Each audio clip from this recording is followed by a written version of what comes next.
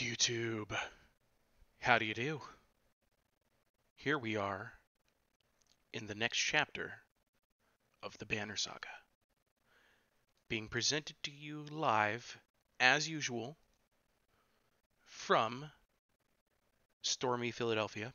It is not always sunny. This weekend is going to be several straight days of rainstorms. And here we are loading in now. Let me go ahead and check out to see who I have in the chat already.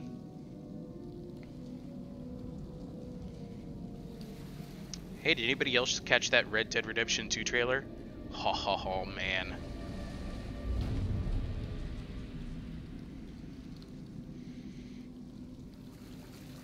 Hello, Holy Pilgrim. Hello, Ungrim Iron Fist. Hello, Andrew Walker.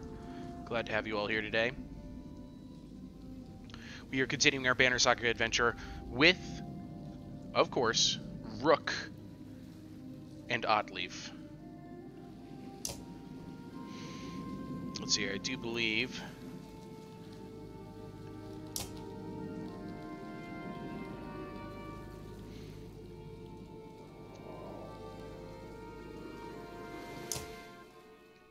this is our save file. If not, we're just recapping a little bit of the end of the last episode, which is totally fine by me.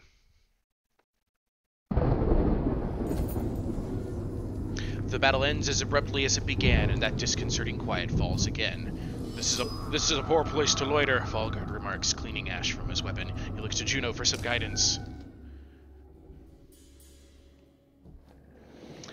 That wasn't just chance. Maybe all your shouting had something to do with it. No, this is organized, strategic, a little too familiar. Listen, Head Witch, if you're expecting us to play along, you better start explaining. We go to Ridgehorn. There we will find a secret path, a shortcut to our destination, which is the place where the darkness began. How about a little more? Hold up, are you guys expecting anyone? You all see it. Off on the horizon, an imposing figure cloaked in white leads a legion of the warped. Can't be. Bulwark? I killed him at Manahar. You what? Death is less certain than it used to be.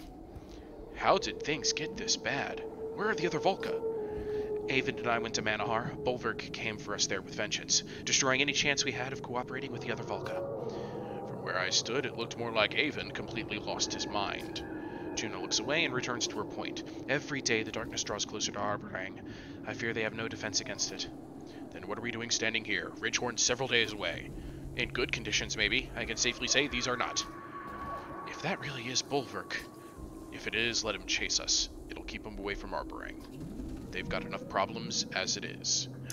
Speaking of Arborang, alas, the sea is still deep and wide. Chapter 18. Yo, Bazooka Bob. Glad to have you here. We are now back to the decision-intensive portion of this game.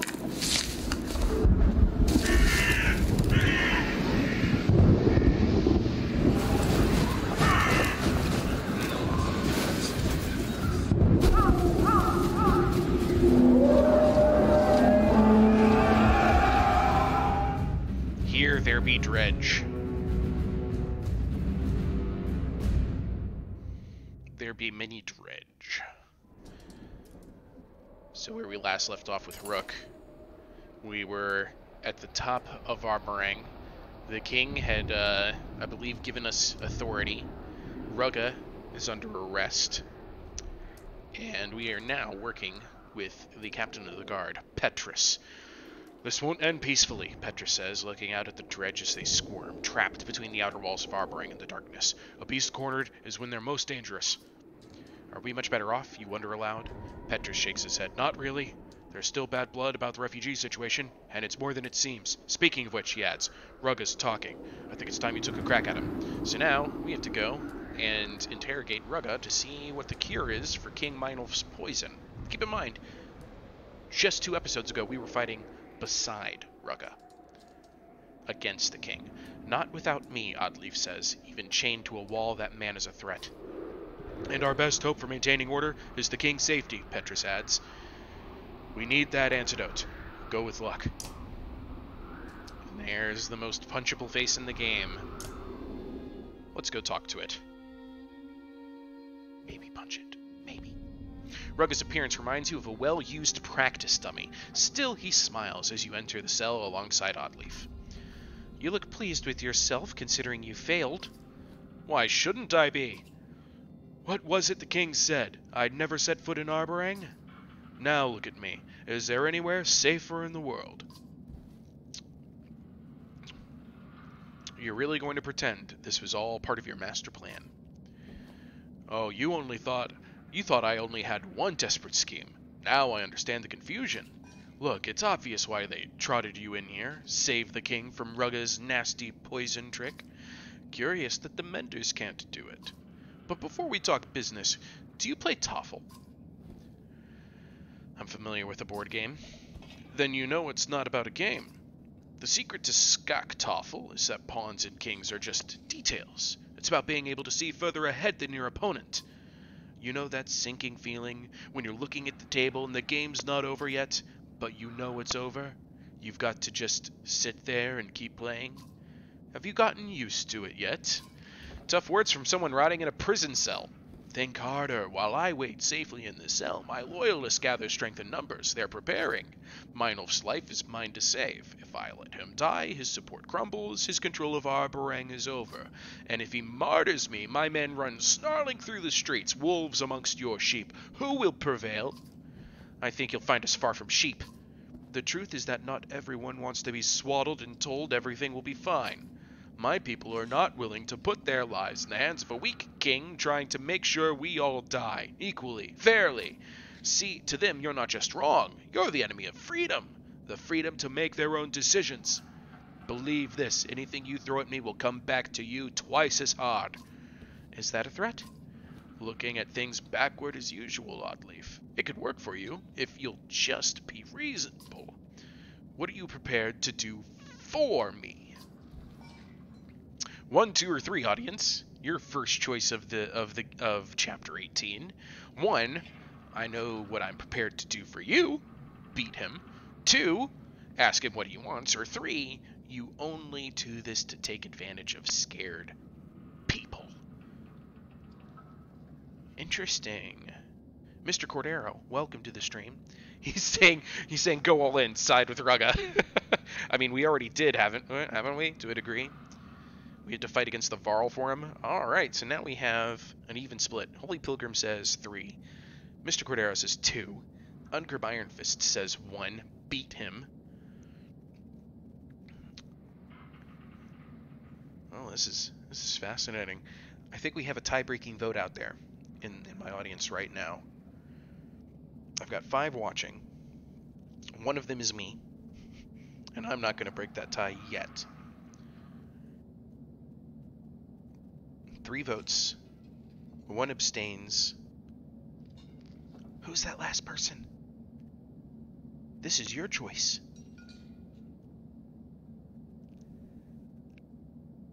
Oh, no. Whatever am I going to do? I'm going to have to grab dice if I'm going to have to roll this one. Lucky for me, I happen to be a big fat nerd who has dice. I just have to find out where I put them.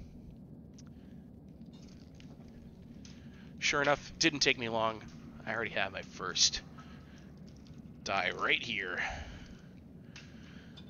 Okay, here we go. So, Ungrim Ironfist says 1. He's hammering out the 1. Good luck. Andrew Walker. Oh, just in time to break the tie. Look at that. Okay, so I won't be rolling for it. The answer is 3. You only do this to take advantage of scared people. The truth doesn't wash blood from the streets. The whole room suddenly shudders. Screams pierce even the thick walls of the cell, and Oddleaf lifts herself up to look out the small prison window. Rook, we need to go, now. At the walls, it's a cutscene.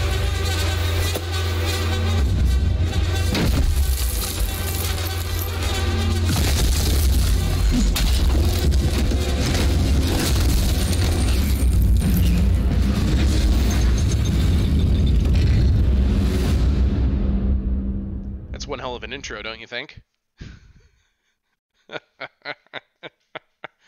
There were totally people standing there, and then Dredge Sunder happened, and I don't have the Varl again. Okay, so I have room for 1 more in this lineup. By the way, I'm pretty sure they fixed Roach. They have. So that's good news.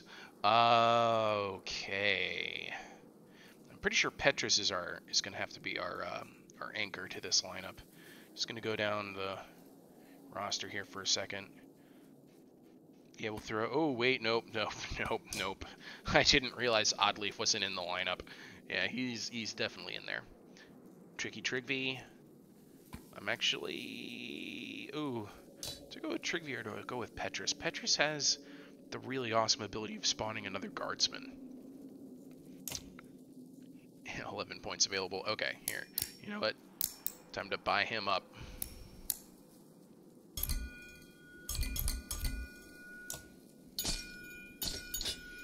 Because you never know... Oh, did I... I'm a champion at this. I'm a champion at forgetting to confirm my point spending. Confirm! Okay, there we go. So, in the interest of preparing for wave battles, I'm actually going to save Petrus for successive waves, because he can create another Gil type character if I need one. But this lineup right here is a great place to start. Let's just go down the line real quick, make sure I don't have any points unspent. 0, 0, 0, 0, 0. Okay. I mean, I don't think I did these last few either. Ah, yep. Okay, Irsa.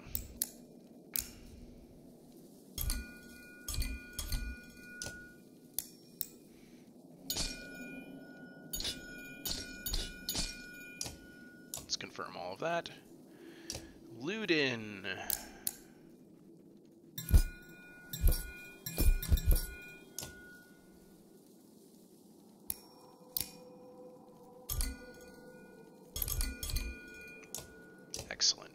Excellent.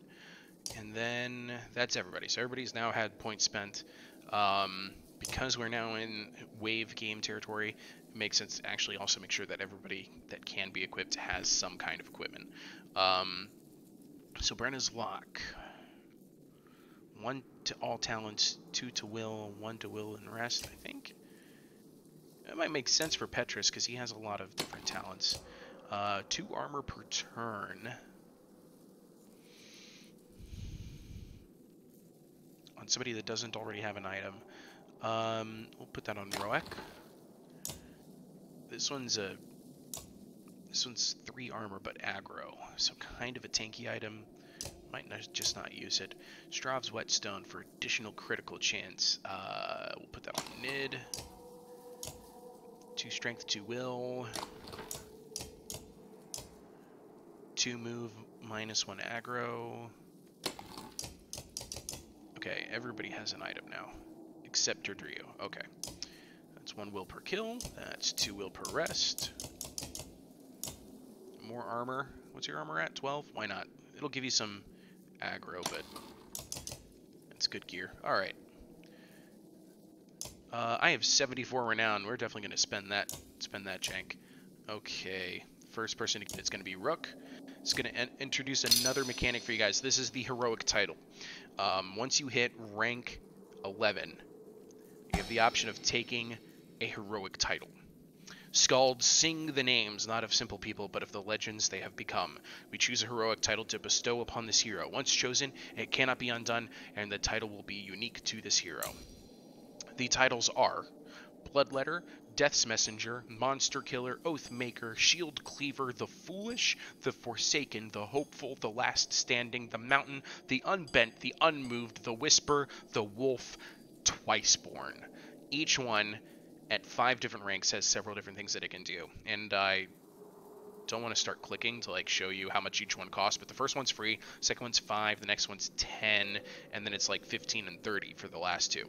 So since Rook is the character of the chat, it's really what Rook boils down to. I want to give you all first crack at telling me what to name him. So go ahead and start. If you saw any of those that you liked, just go ahead and start putting that word out there. But let me tell you what each one does. So the Bloodletter adds poison to the enemy, just like Canary's poison javelin attack. Each hit deals 1 point of strength damage over time on hit, lasts for 1 round. And that can be upgraded all the way to 3 points of strength damage on hit for 2 full rounds. Death's Messenger, additional damage on consecutive attack to the same enemy. Let me tell you where I like using this. I love using this on Oddleaf when she does her arrow trap, and they step in it. The first hit does 1 damage. The second hit normally does 2, but now it does 3 damage. The next hit would normally deal 3. Well, now it's dealing like 5 or 6 damage. And that can be upgraded all the way to plus 5 damage on consecutive attack to same enemy. So that can get really out of hand, especially on somebody with puncture, who's already dealing additional damage per armor broken. Monster Killer, in honor of the game Monster Hunter right now, right? The Monster Killer takes a savage satisfaction in death, driven by the intoxicating bloodlust of battle. Additional will on kill, with additional strength on kill as well at the higher levels. Oathmaker is determined to the point of zealotry. Others may question the fanaticism, but not the results. A lot more will regen, some armor regeneration, and some critical chance. The Shield Cleaver, their first and last mistake was thinking they'd be safe behind a piece of wood or iron. Additional break, additional damage, never miss. The Foolish. Some shake their heads in disbelief that the foolish still lives. But where does one draw the line between bravery and foolishness? And this one is additional strength and crit at the cost of 1 armor. And that might be interesting for the chat. Do you guys consider yourselves a foolish rook? I know some of you do. The Forsaken stands alone, drawing strength from their very lack of companions and allies. Additional damage and crit, with no adjacent allies, and at rank 5, will never miss. The Hopeful. Not all strength is measured by who can swing the heaviest weapon. Adjacent allies gain +1 to strength attacks, and at higher levels, additional armor and additional will. The Last Standing. It's a bittersweet fate to be the last standing on the battlefield, but no greater rush. Additional armor, regen +1 armor per turn, and never injured after getting knocked out. Ungrim says sound like the Forsaken in Warhammer 2. Yeah, because they're always on the flank attack. You're right, Ungrim. The Forsaken. Okay, the Mountain. All tremble before the Mountain, who wades into battle and leaves destruction in the wake. Additional armor, additional strength, and armor and strength resist. Basically, raw buff to abilities. The Unbent. In the face of crushing opposition, the Unbent becomes even more determined to stand tall. +1 will resist, +1 strength resist, plus armor resist. Basically, they can resist a lot. The Unmoved. They say no mortal man has ever shaken loose the unmoved. That's a typo. They say no mortal man has ever shaken loose the unmoved, once stubbornly set upon a spot. Additional strength, additional armor, and some strength resist. The Whisper. It is claimed that the Whisper has no life left for mere steel to claim. Less aggro for additional move, as well as a dodge. The Wolf seems to stalk the battlefield to the dismay of any enemy who might overlook them. Additional move, additional damage, less aggro. That one's pretty straightforward for a DPS character. The Twiceborn. Death seems to hold no sway over the infamous Twiceborn, who turns aside killing blows as others do a child's. Recover from knockout with 1 armor, strength, and will, and that goes all the way up to 5 armor, 5 strength, and 5 will at the very end. So guys, those are all of the titles. Where do we start? Huh? This is you. This is your choice. This is your rook. There's so many options here. There are specifically 1, 2, 3, 4, 5, 6, 7, 8, 11, 12, 13, 14. We have 15 options here. This choice is to be made by you. So I'm going to go ahead and I'm going to move on to leveling up some other characters while you guys decide amongst yourselves which of those titles you liked best for Rook. Oddleaf is going to be the next one that I want to get to a title. So I'm going to go ahead and promote her. And promote again. So that she's in title territory. She already has dodge. Let's go and give her some divert. She has item rank +2 here. So that's going to give her 25% chance to avoid armor attack. Her item is specifically for break talents, so that's good for her for now. Ungroup Iron Fist is leaning towards the wolf for Rook. That's a good choice, I won't lie. Let's also go ahead and put points in Titan Straps. Confirm that. Are there any dissenters to Ungrim Iron Fist decision here for Rook? I'll come back to that. I can still afford to level up one more person. I think Canary will be... No, wait, no. Who am I kidding? Gil, you've been a rock in this campaign. We're going to go ahead and level you up as well. I won't have enough to level you up to 10, not yet. So let's just go ahead and give you points here. You guys in the chat, let me know if the Wolf is the title you want to take for Rook. Or if you want to see a specific title on Oddleaf, let me know about that as well. So I already have him with Divert. Is that full? Yeah, it's full. I think seeing how Guts has worked, I think I actually really want to kind of see what the odds are like of him getting a good crit. So we'll put that on him. Okay. I see no dissenting opinion, but this is something that can't be undone. Let's see here. I'm going to go ahead, and I really want to start. I think I'm going to just go ahead and buy this for Oddleaf right now, that Death's Messenger. It's so good for her. Yeah, I'm doing it. So that's 5 points. That's 15 is too much. Okay, so we'll do 5 points here for that. +2 damage on consecutive attack to the same enemy. Confirm. Andrew Walker concurs. The Wolf is a good choice for Rook. Rook the Wolf. Let's do this. And we're going to buy it up to 5 as well. Or rank 2, I mean, for 5 renown. +1 move, +1 damage. And where that one really starts paying off is when he gets to... Oh, he has 2 points available as well. And it looks like I can go for dodge for sure. 30% chance to avoid strength attack. And crit. 35% bonus crit chance. We're going to confirm that. Lovely, lovely, lovely. We are ready for battle. Bazooka Bob says she's no Kalita, but she's hot. You talking about the Wolf? Rook? I agree. No, I think you're talking about Death's Messenger, Oddleaf. Here we go. I don't know if this is a wave battle. Let's find out. It could be. It'd be fitting if it was. Push them back! There's too many! Cut the chatter, Rogue 2. Alright, it doesn't look like this is a wave battle. But it looks like 3 slingers. Really, this is it? A creeping skulker, 3 slag slinger experts, and 1 stone singer chanter. Okay. Well, here's what I'm gonna do. Gil's gonna start up over here to deal with that skulker, I guess, because that's their only melee. And I do want to hit something with Death's Messenger Oddleaf. We'll just line up like this for the rest. Ready? Okay, so the Skulker is first, unfortunately. So I'm not going to be able to pull off the Death's Messenger attack. This is a wave battle. So the Skulker is at 4. Alright, let's go ahead and... I'm going to try and force that Skulker to march all the way over here. Instead of go invisible, because that'd be annoying. That's right. Come at me. Come at me. Good boy. Good boy.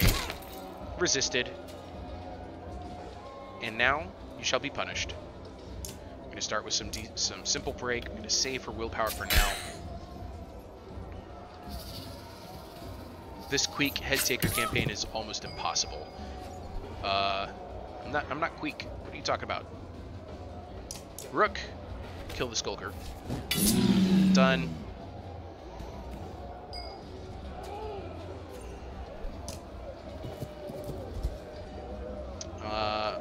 Man, I forgot how much break I gave this guy.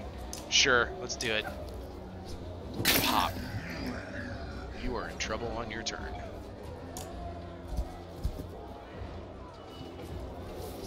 It's more damage for Canary. Yep. It's actually pretty wise of them to just go ahead and punish. Okay, so here's a cool thing about Spearmen versus Slingers. We're going to do the Impale. Knock back 3 tiles. And this person's going to take 1 damage for each tile they move, and they always move after getting hit. He's going to start setting up an Umbrage, I'm sure. Umbrage is such a useful ability. Okay. Go here. 5. Oh, let's do a poison attack. Poison tipped. Deal 5 damage, bring him down to 8. So we'll do max 1, so they'll take damage over time. Boom. Diverted. Perfect.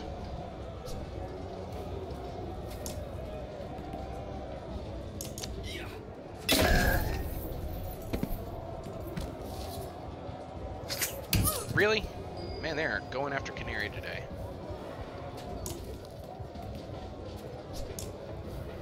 We'll do a normal break.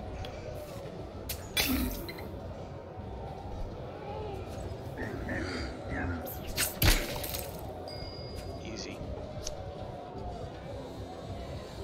Let's see here. What's the damage on these two? Spellsinger's about to do their thing, so I'm gonna go ahead and see if I can't just remove this one from initiative first. Because now that other Slinger's at a 16. That'd be enough to kill Canary, so what I'm gonna do is a little mean.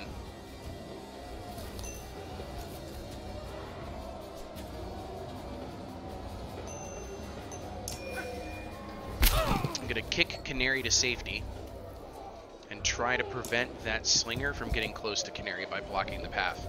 Sure enough, Slinger has to go for Oddleaf instead. That's how close that was right there. Okay, so here's another cool one. We're going to do a Pig Sticker. Rank 2, plus 20% critical chance per adjacent ally. I have 2 adjacent allies, so that means 40% additional critical chance with an already 20% there. So he's at plus 60%, and his item, can I see his item? Plus 10% crit chance. So this is going to be a 70% crit chance Pig Sticker against this 16 strength character. Brought him down to 6. Canary, you are hurting, but you can do some more. No, you won't. You should just stay back there because the Slinger, no matter what, would be able to kill you. Yeah, well, no, maybe not. No. Okay. We're gonna go ahead and we're gonna charge forward, away from the Stone Singer. And we're going to do Poison Tipped. 3 points. So it'll deal 1 damage now, 3 damage on its turn. So it only has 1 damage left. Because Canary also has an item that deals even more poison damage. Gil's going to step up, get the kill. 18 turns left, 17. And now it's just about killing this Stone Singer.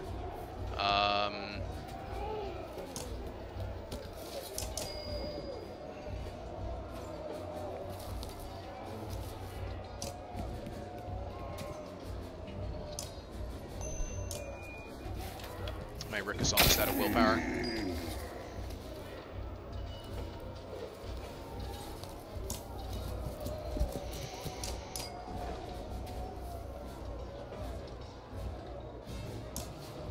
Trigvy's going to be low on willpower as well. We're going to go with a regular old Pig Sticker. Did not crit.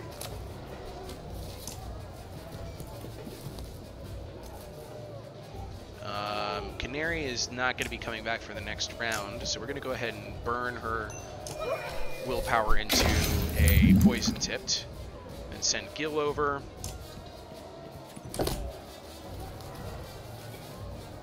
To just go ahead and make the killing blow. Yep. Okay, so we're going to fight on. I do need to replace Canary in the lineup, so she's out. Oddleaf. Oddleaf's still useful and can probably stay in. So I have room for one more. I think I'm going to make it... Oh, let's see here. I wish I had a Varl. Just somebody to, like, stand in a large area. Deny them space to maneuver in. But since I lost Canary, I'll just go ahead and take Durdrio. She could fill that role. And then their deployment... Gil up front.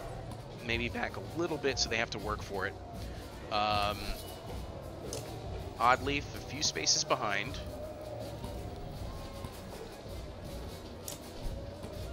And then, let's see here, Rook.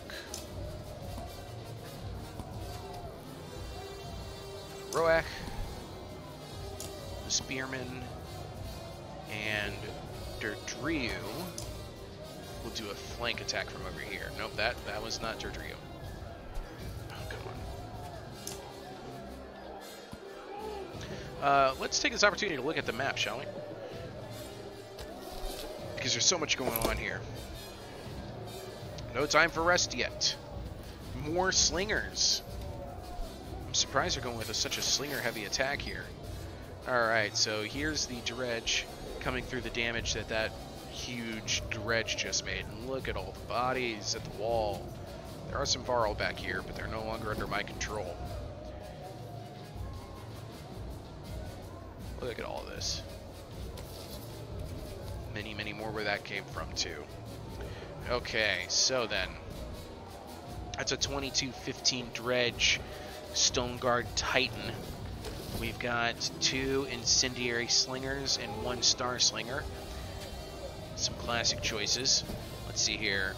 Next up in the turn order is going to be the Incendiary Slinger up there, followed by the Star Slinger, followed by the other Incendiary Slinger, followed by that guy.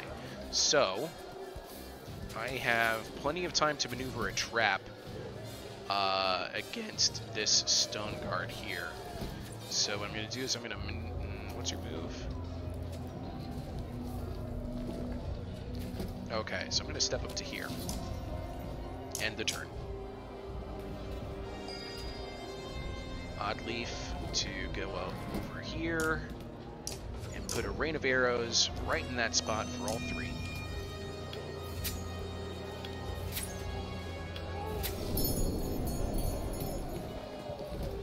Can you reach? No, that's good. Oh, I forgot to use his ability, didn't I? Whoopsies. So he has 2 willpower. He'd be able to hit. Oh, man. There's going to be another wave after this one, too. Okay.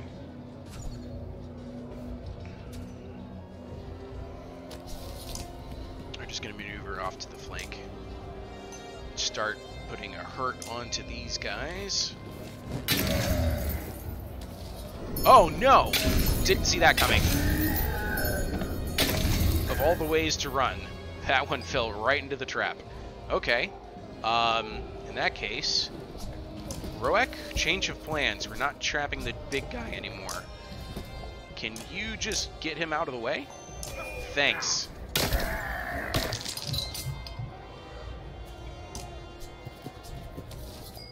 Skipped his turn. Perfect.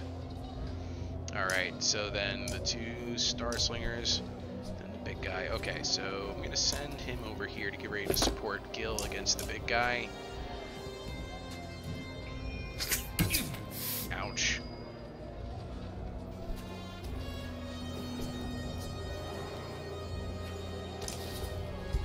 Move over here.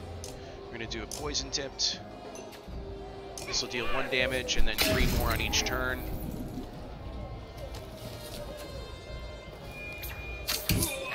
Oh, man, they're getting some work done against Gil. I should be concerned. Gonna move 1 space away to deny the Dredge Stone Guard his attack, and then I'm gonna throw on a Stone Wall. How many points? That one can only deal 5 break, that one can deal 6 break. Okay. So we're gonna do Stone Wall max level.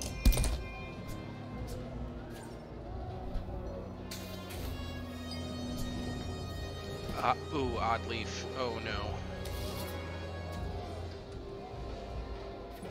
What's the range on your rain of arrows?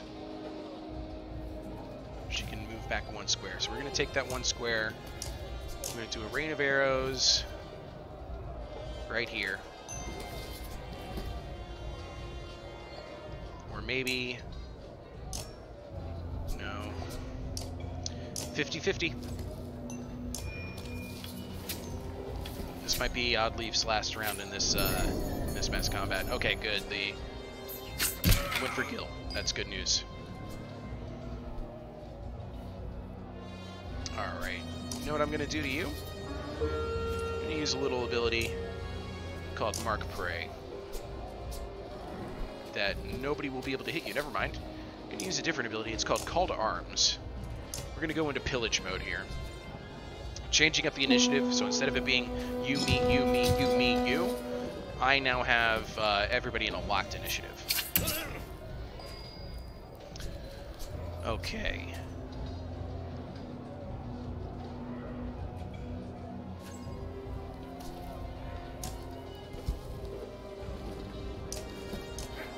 Seven break. How do you do? Move down here. Yeah, he fell through the trap. 8 damage on the second one because of a crit. 10 damage on the last. That was excellent. Good job, Odd Leaf, with only 2 health to pull that off. Yeah, we'll just go ahead and finish that one. Last target.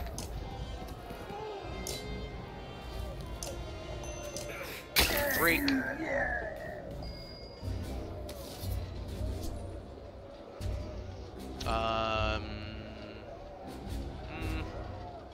I don't think Rook's going to be able to get there in time. So I'm going to burn the rest of her willpower to get her out of the way. And turn. And then I'm going to put Rook deliberately in the way. It's okay. Still win for kill.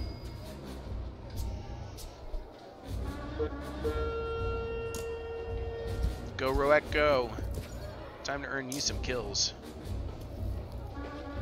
Use all that willpower in the horn. End its life.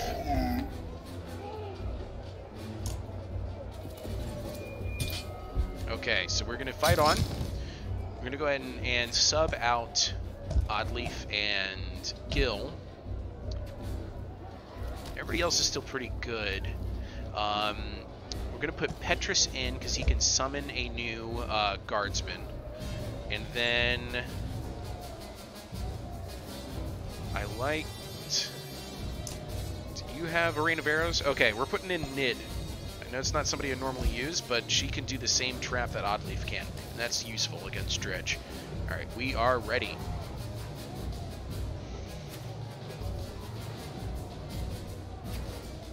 How do you defib a centaur? Poison Tip was my nickname in college because, you know, syphilis bazooka Bob. What the heck? Looks like that one Game of Thrones episode where they fight in the north and all the White Walkers surround them. Kinda, except I'm not dealing with the melee ones. I got nothing but their ranged guys. Okay, so there's only 3 in this wave. This is really lackluster of a battle. I thought it was harder than this. Oh, and the initiative is still... And I forgot to deploy my guys. Okay, so there's a lot going on here. First of all, though, let's go down the line. So they've got a Starslinger, again, a Dredge Dire Guard, which can deal a lot of AoE damage directly in front of it, and another Stonesinger Chanter. However, the initiative is now totally out of whack because I did the special ability off of Rook last turn. I didn't think that would carry over to this round, but it has. So I'm going to go ahead and I'm going to have her charge on up. I'm going to set up a rain of arrows directly in front of the big guy.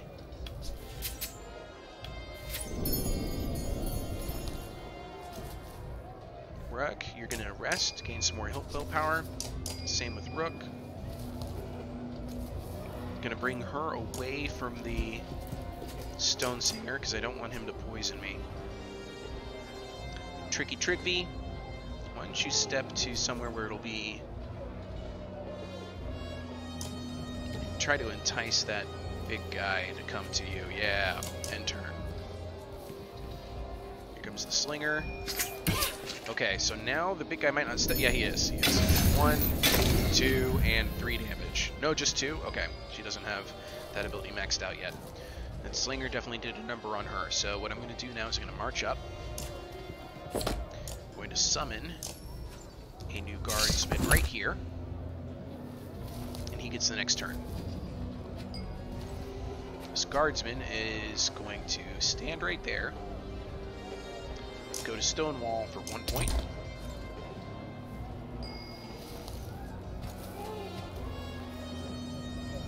Nid should hold still, do some break on their ranged attacker.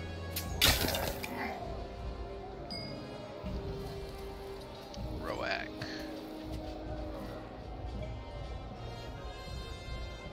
Roak, even with an additional willpower, would not be able to reach that slinger, so we're going to do another turn of resting. Rook, we're going to move you up. Deal some break.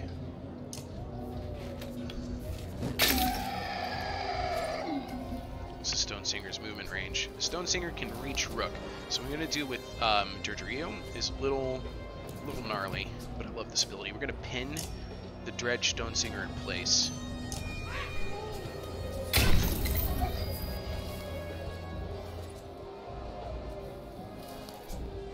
Okay, you know what? I'm going to risk Trick V here. It's totally worth it to impale this one. Boom! Get out of here. Walk it off. And almost die. Oh, skipped his turn, huh? Here goes the Stone Singer's ability. I can probably kill the Stone Singer before the next turn order.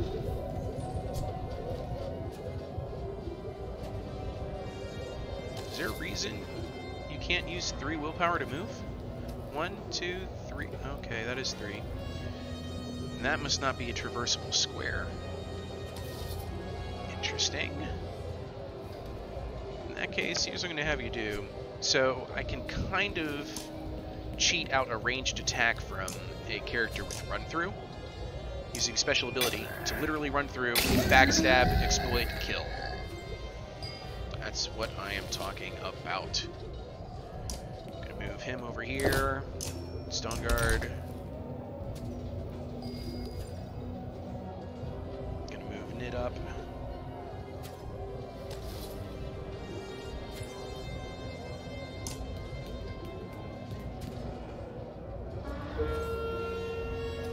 Going to do more break here, just to make it easier to kill this target. Start moving Roak up, though I don't think I'm going to need him this round. Kill that target. All that's left is the big guy, which Durdrio is going to poison. Poison tipped. Bazooka Bob's nickname in college. Gonna have this guy move over here to protect the archers. Get some willpower, and then we're gonna do a pig sticker. Deflected. Skipping turn. Why is it skipping turn? Alright, we'll just move over here since I can't reach it for some reason. Break its armor, please.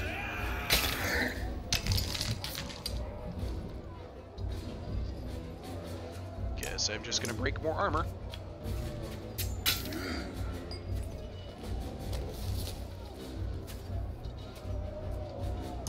Roak has 7 armor break, but he can't reach the darn thing because of something weird with where he is standing. Get more armor.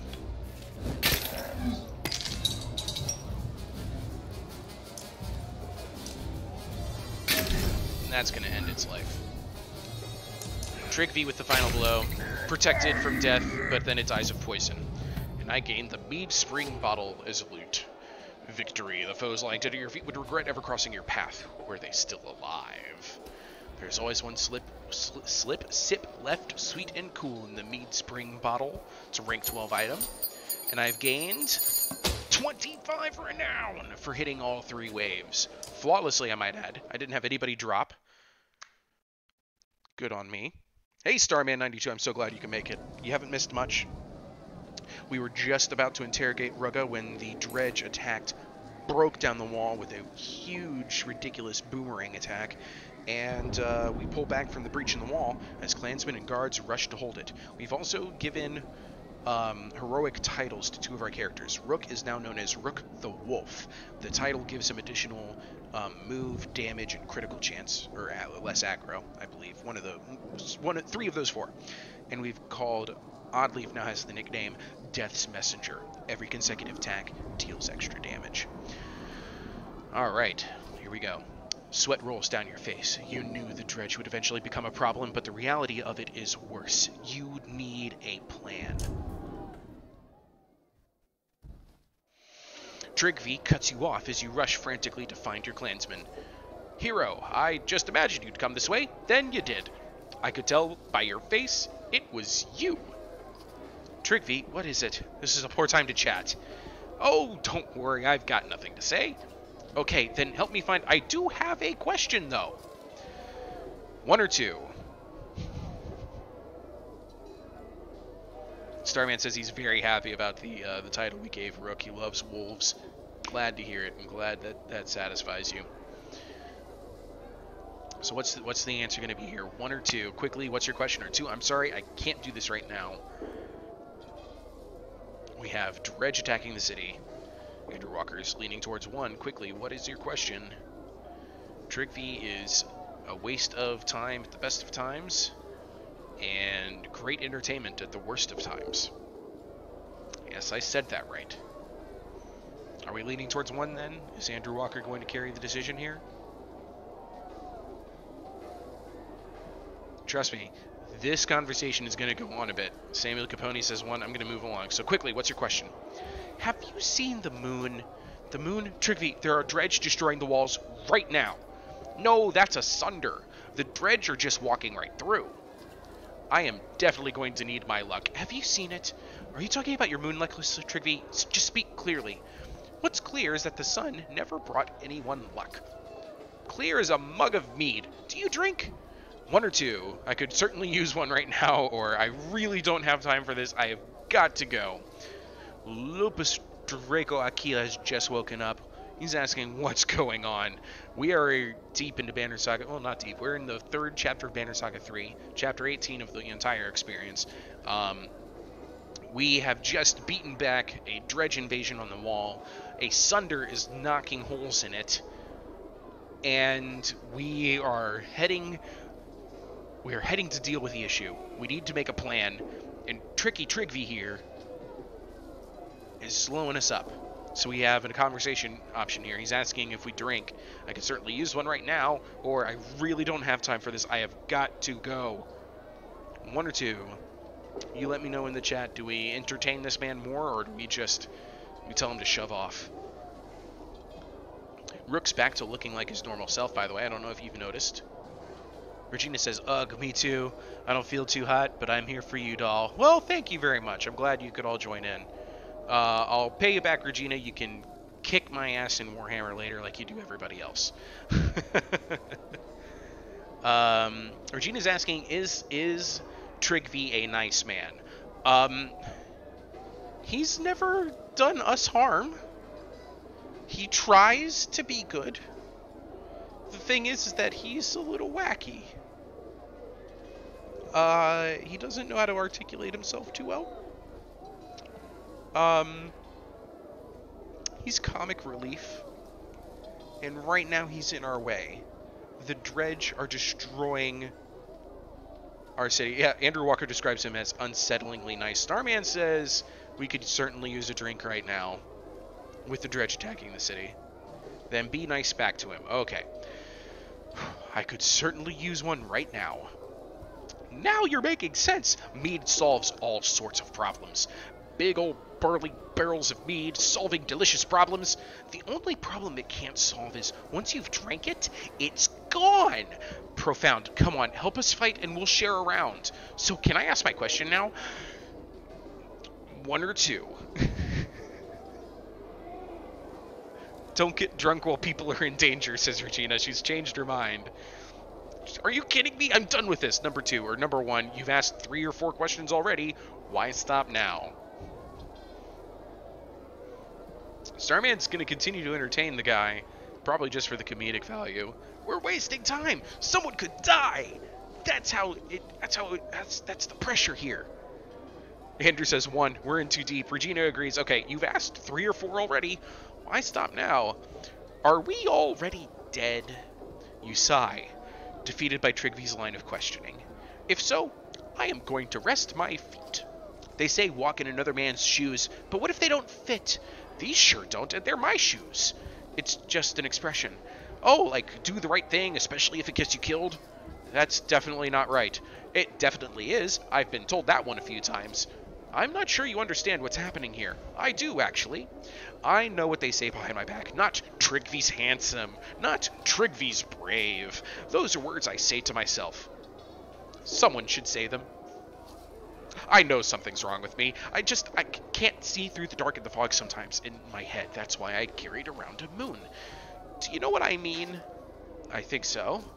Ha! Liar. I don't even know what I mean, but I'm happy you finally answered my question. Oh, look at that. My necklace was right here the whole time. Huh, looks different than I remember. Must be my imagination. Now, let's go stab some dogs to death. Dredge. Trigvy. Dredge. If we have time.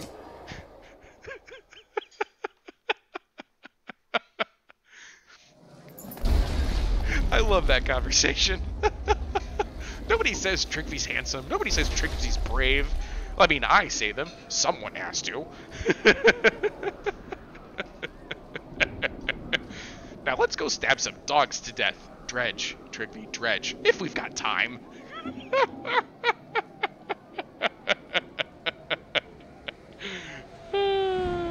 Andrew Walker says, at least we got a new necklace. Yeah, and actually the item is really good.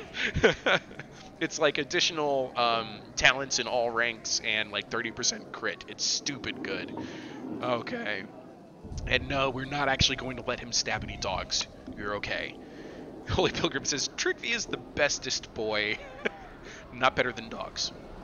I'm just putting that out there. So again, the black anchor crashes through the wall above your head, stopping in midair before flinging back, shredding the wood.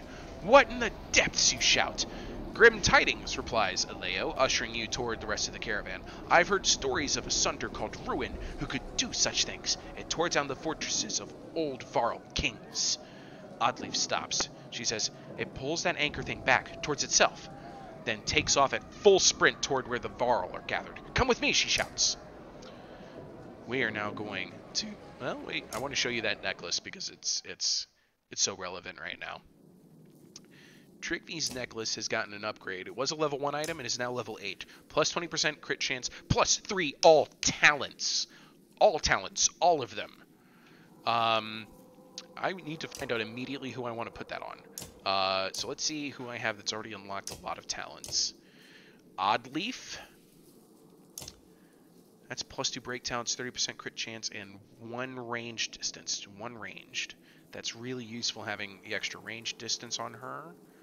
For normal attacks, though, that wouldn't be additional range on her special attacks, which is what I mainly use her for. No talents, no talents, no talents, no talents. Rook has many talents. And he already has an item that gives 3 on all talents, 1 strength attack and 1 break, and I don't really use him for normal attacks for critical chance, so we don't need to put it on him. Eirik I don't use. Aleo, yeah, whatever. Petrus, 2 talents unlocked. Gil, 2 talents unlocked. Luden's got 2. Trigvy's got 2. Oh, Hacken's back in my roster now. That's good to know. 4 points available, but still only 1 talent. And that's everybody.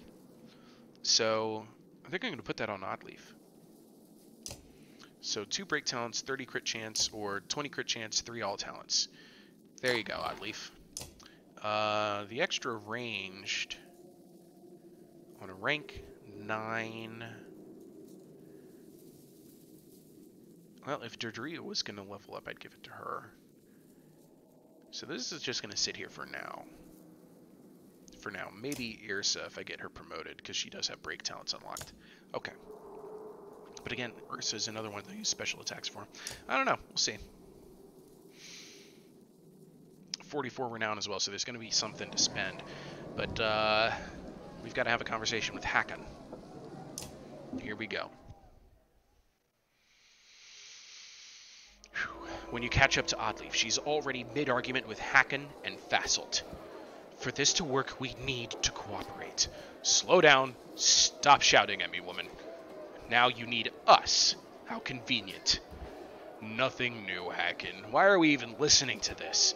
Gods, you're all starting to sound like Rugga. Don't you get it? We either work together or we die. 1, 2, or 3. Do we encourage Oddleaf here? Do we try to gain some good graces back with the Varl, who we had to fight against when we sided with Rugga over them, who Oddleaf just compared them to? Things are getting complicated relationship-wise with the Varl. But Oddleaf is our girl, right? We've always supported her before. What's it gonna be? 1, 2, or 3. I was wrong to abandon the Varl, Hakon. Let me make amends. 2, hear her out. She's earned that much. Or 1, what is this even about?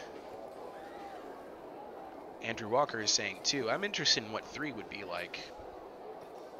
That's just my personal choice. I think 3 would be more interesting. That's one I have no idea what's going to happen.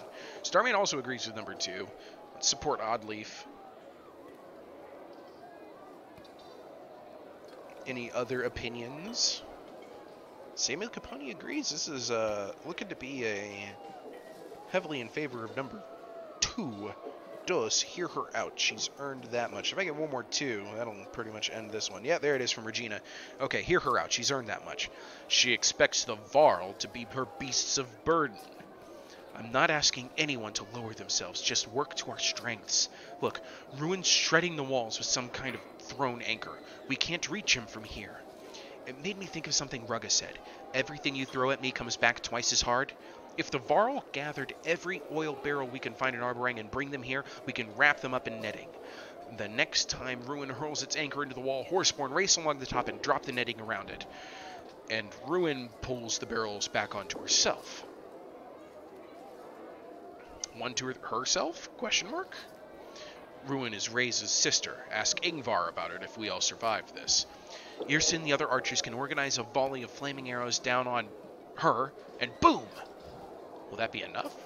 I don't know, but it beats standing around here measuring our loyalties. Oh! Dang!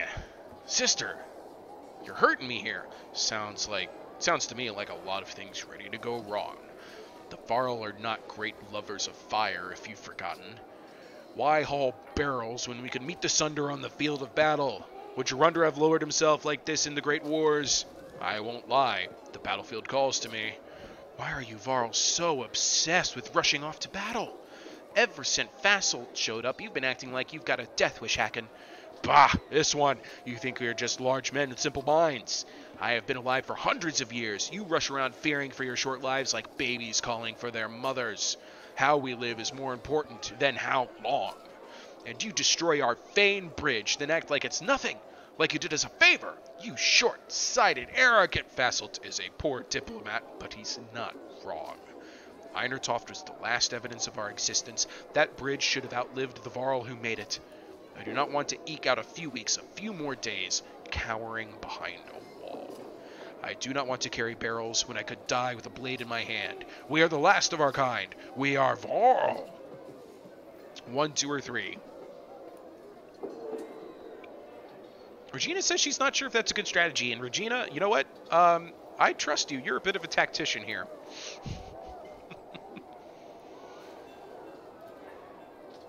Not the least of which is that we're going to put our centaurs on top of the walls to drag a oil-pitched covered net across a giant anvil that is then going to be lit on fire by flaming arrows. That's the idea here, Regina. Andrew Walker says, offers a very strong counterpoint in just one word. Burn. Starman says 1. Appeal to his sense of mercy, I suppose. Please help us. We can't do this without you, man. Come on. He's always been so merciful and willing to help humans before. Sorry. Starman says, or 2, idiot, use your head. Don't throw your life away, because arguing with a man 5 times your mass is totally going to work. That axe looks like it could easily be the length of Rook's femur. The blade, just the blade. Regina says 3, help us and you'll have half of our remaining supplies for your Varl. We'll manage with less. Oh, Andrew Walker was talking about, I was talking about the insult, not the idea. Yeah, that makes sense. How are we on supplies? Andrew says we have 4 days of supplies.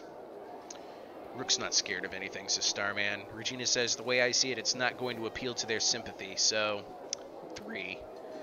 2's just being silly. I like her thought process here. I like her logic. But of course, the snake, he is afraid of that. Yeah, I would too. That serpent is terrifying. Alright, so I'm seeing 2 opinions so far. 2 or 3. 3 might gain their favor in the future, hedge our bets and all that. Andrew Walker agrees. Starman just wants to call Hacken an idiot. Wow. Well, Starman, you've been overruled. Help us and you'll have half our remaining supplies for your Varl. We'll manage with less. Warriors do fight poorly on an empty stomach. What are you saying? I'm saying I'm starving. A good meal followed by a good fight. A good note to end on. Minus 20 supplies. You really have become soft as a baby's ass, Hacken. We'll gather the oil barrels and return quickly. Don't get comfortable telling me what to do. Fassel shakes his head in disgust. Hacken notices. And whatever you do, don't let that fence of toothpicks fall before we're back.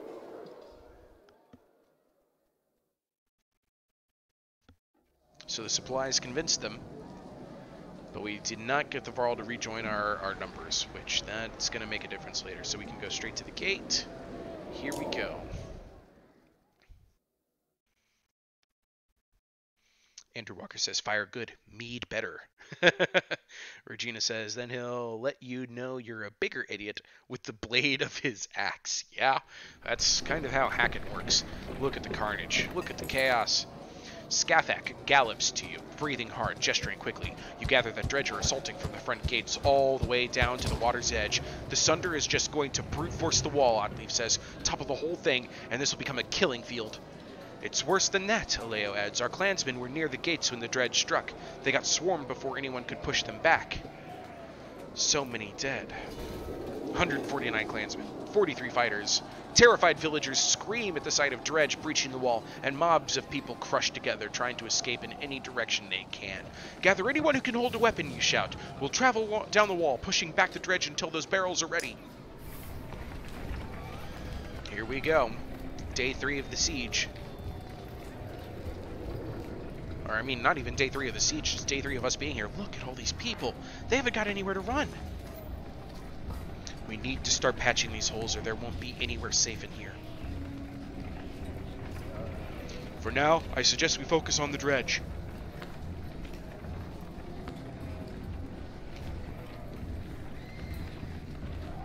We're down to 384 peasants and 200 fighters. Get ready, you shout. Dredge continued to slip through gashes in the wall like dark blood from an oozing wound. Be smart about it, and don't get reckless. We clear them out here, then move on to the next breach.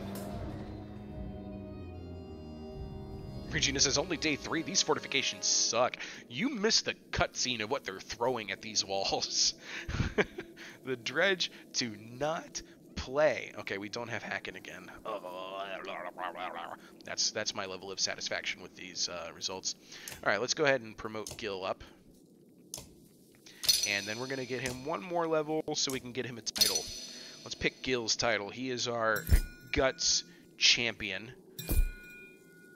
And give him the bonus crit chance max. 3 points available. I'm going to go ahead and set him up with some tighten straps. Alright. So we have to decide a title for Gil. Tough as nails kid from Skoger. One of 3 survivors from the original Skoger party. Gil, Oddleaf, and Rook. So do we name him Bloodletter? Do we name him Monster Killer? Do we name him Oathmaker? Shield Cleaver? The Foolish? Twiceborn? The Mountain? The Unbent? The Whisper? The Hopeful? The Forsaken? The Unmoved? Or the Last Standing? I want to make a case for the Mountain. Because every time I use Gil's signature ability, Guts, I'm always going on and on about Nickelodeon's Guts, right? And the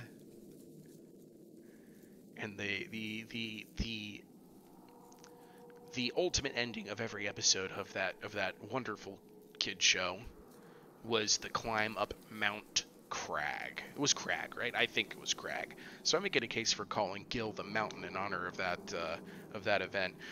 Regina says, it sounds like all these titles were made up by 12-year-olds. It's a Viking drama. It's an epic. Have you ever looked at some of the dialogue from Beowulf?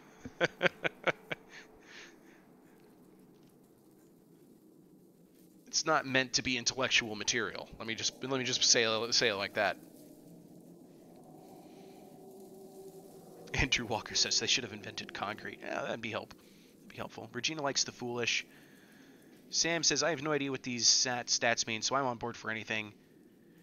Andrew says the Mountain will make him tankier. So it's either the dark, edgy name of the Foolish, or we call him the Mountain. So let me look between the two. So the Foolish will give him less armor for additional crit chance. I've already got him at 30%, I think 30% crit. And we can also give him more strength. And that will really turn his signature maneuver Guts into a pretty powerful AoE attack. Versus Mountain, which is going to make him even tankier. But I think either is really good for him. Either one works.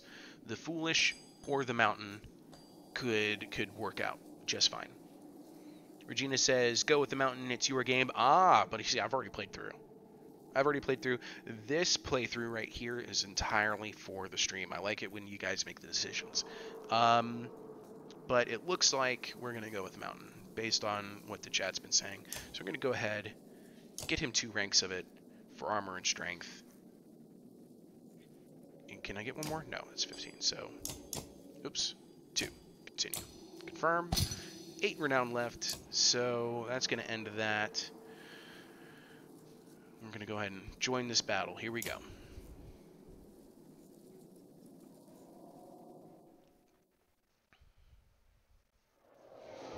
Alright. That Sunder is going to keep tearing holes in the wall. One thing at a time. Dredge first. Good call, Oddleaf. Alright, so this could be another wave combat, but we have 2 Vile Skulker Queens. They can summon all of these Skulkers to attack, the Creeping Skulkers. This guy might be able to summon Skulkers.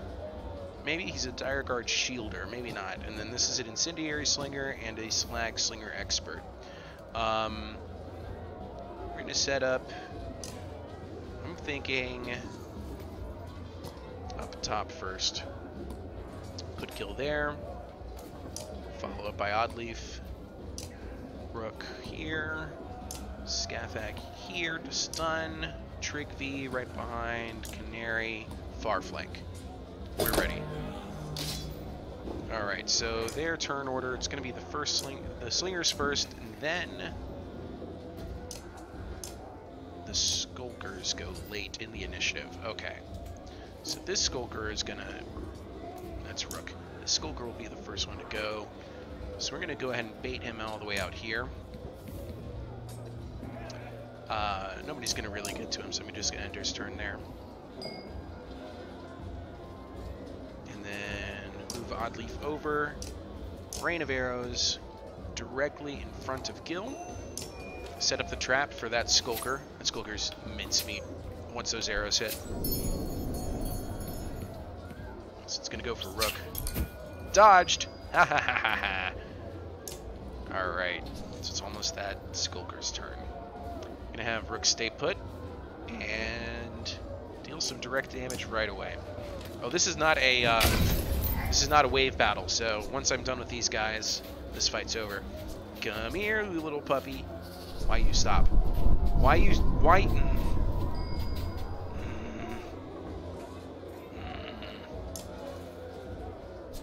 Okay. I'm going to have Scathak express my frustration with a mule kick. GTFO. GTFO. I'm running this way. He can't reach me, which is fine.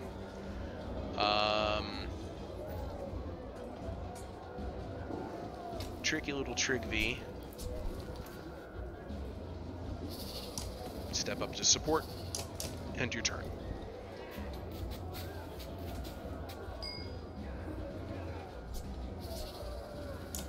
Alright. That one's next, followed by that Slinger. I'm gonna go ahead and move to a position where I can do something about the Slinger, but I don't want to be in a position where the big guy can hit me. So, Canary, why don't you go ahead and find that other Skulker? She'll run over it, end her turn. Yep, there it is. Oh, she can't hit it. That's unfortunate. End turn.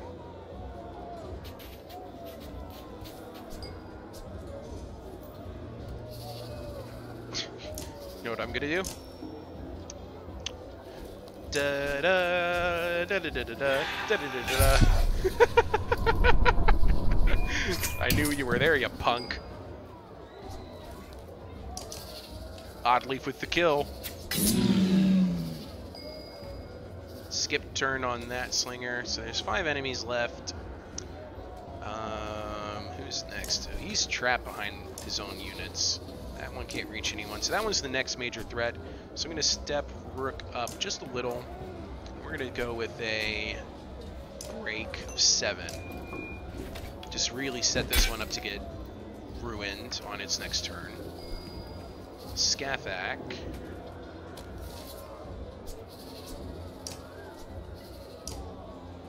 If I put Scathak in the wrong place, this Skulker is actually going to hit him.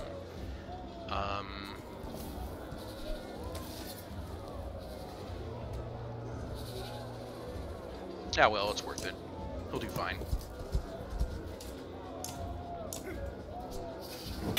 Oh, I must have taken the item off of him. Oh, I forgot the hit and run. I thought Scathak had 7, I thought he had 7 break, not 4. I must have taken the item off of him. Okay, so there's a target directly in front of you, Trigby. So he's trying to get me to step on him. And I can't see him, so I can't target him.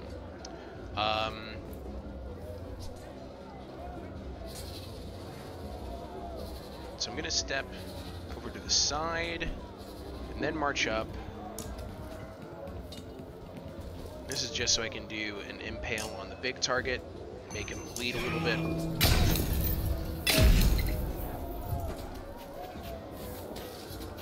Going for Gil? Good luck. Oh no, going into hiding. So they're trying to waste my turns at this stage, just making me step on them.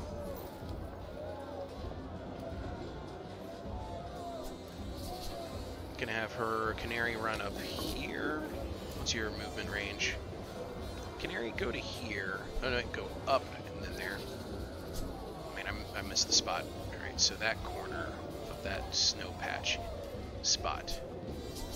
Move up, over to here.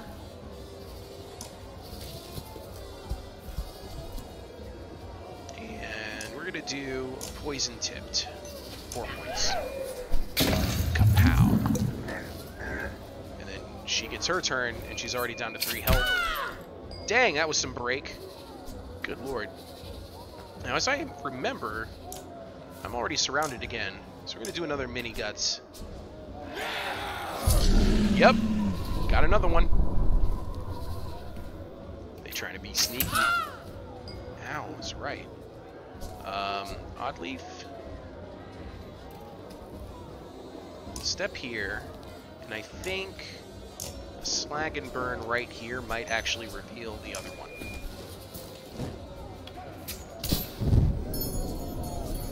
No, the answer is no. Ow! Drigby, you're in trouble. Alright, so that must be where the guy is actually, now that I'm thinking about it. You know, I'm gonna have Rook run through fire, because why not? Run through fire. And maim this target.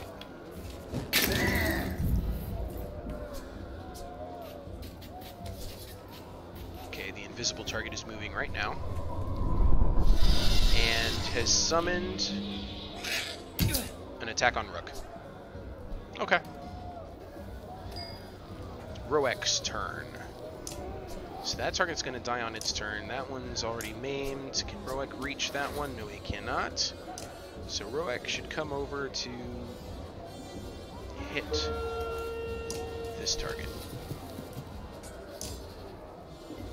7 break. There it is. Crunch. Hit and run. Run away. We're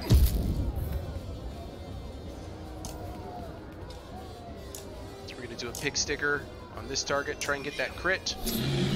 Dead. Alright, this is just a mop up from here. Get another kill for Canary.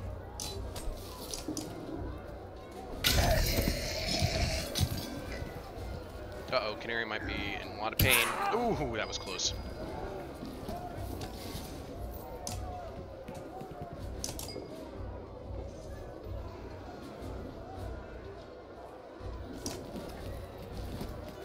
Gonna have to start running everybody up.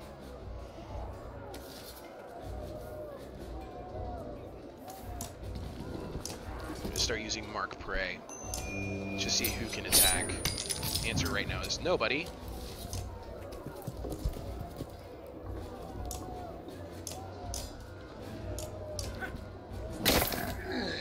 Even more break.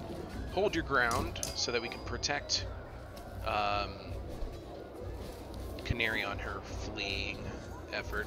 And it's kind of surround this guy, forcing his position, because Canary can just get around him and to safety. Pardon me, excuse me, coming through. But you know, while I'm at it, here, have a poison-tipped javelin.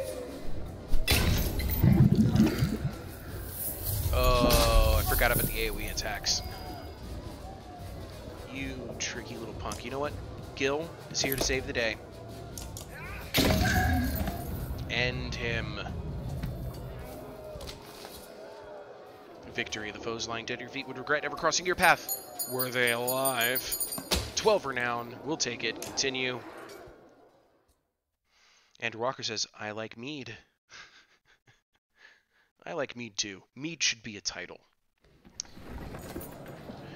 Your numb arms remind you of chopping lumber back in Skoker, but with more blood and fear involved. Other men fill in the gaps where you've moved on. Holding the dredge at bay is easier work than pushing them back. More trouble further down the wall beckons, and there is no time to rest. Whew. The march continues as the walls continue to crumble. And the darkness approaches, pushing the dredge into our city.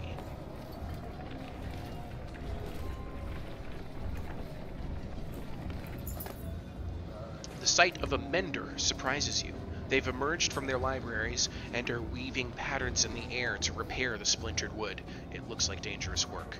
How can we help? Oddleaf shouts to one standing on rubble, trying to wrestle away a sheared log. He speaks softly but makes it clear that they need replacement wood and stone to patch the damage.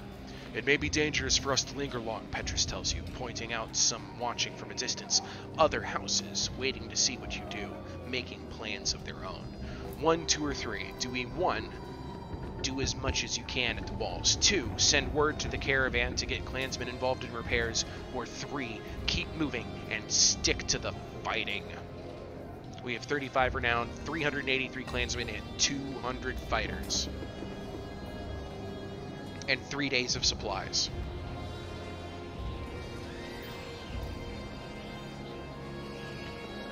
Uno, dos, tres. Un, deux, trois. Starman says 2. Send word to the caravan to get clansmen involved in repairs. Put them to work. Put those peasants to work. So says Regina. Regina, tell me, is it Dei or Dea? Regina Dea? I think it's Dea, now that I'm looking at it. It's just I'm more used to seeing in, like, Latin sense, Dei.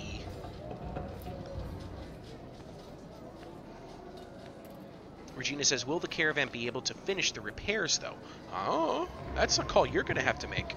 It is Dea. Okay. That's the call you all will have to make. I might know, but I'm not spoiling it. Psh. Think of this as like a highly interactive and visual choose-your-own-adventure. Done in consensus. Andrew Walker says, I think 3. That wall's going down sooner or later, and killing Sunder would demoralize them. Yeah. But killing that Sunder is going to be a hard fight. We have a plan for it, kind of. We kind of have a plan for that. It looks like 2 is in the lead right now. Day is more Church Latin pronunciation, which doesn't sound as nice. Yeah, it makes sense. Starman 2 says 2. Peasants need something to do. Right now, all they are doing is just eating food, right? Okay, looks like we're going for 2. Send word to the caravan to get clansmen involved in repairs. Regina's asking, that is true, but are we on a time constraint? That's the funny thing. The time actually right now isn't moving, and time is going to play a much larger role in the second half of the game. It does feel like time is of the essence in the sense that there's dredge everywhere, but before long, familiar faces arrive carrying fresh building supplies. You reluctantly leave them in harm's way and continue onward, but the cause is worthy. You hope it pays off for everyone eventually. 20 clansmen. It's an easy cost to pay for that, I think. That's not bad. More of the timber falling in the background. My men are spread too thin. Too much going on. I'm gonna zoom in real quick. Look at the horizon. Somebody just standing around watching. Other houses. They're waiting for us to fall before they step in. Damn it! Where are those barrels? Varl are working on it. You gotta give those boys some time.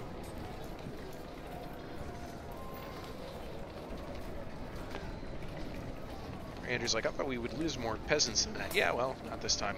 Regina says, if the walls fall, they're all dead anyway. That's basically the gist of it. A mob of dangerous size is gathering ahead at the harbor. You can see the bobbing masts of ships lurching from the harbor, heavy with people.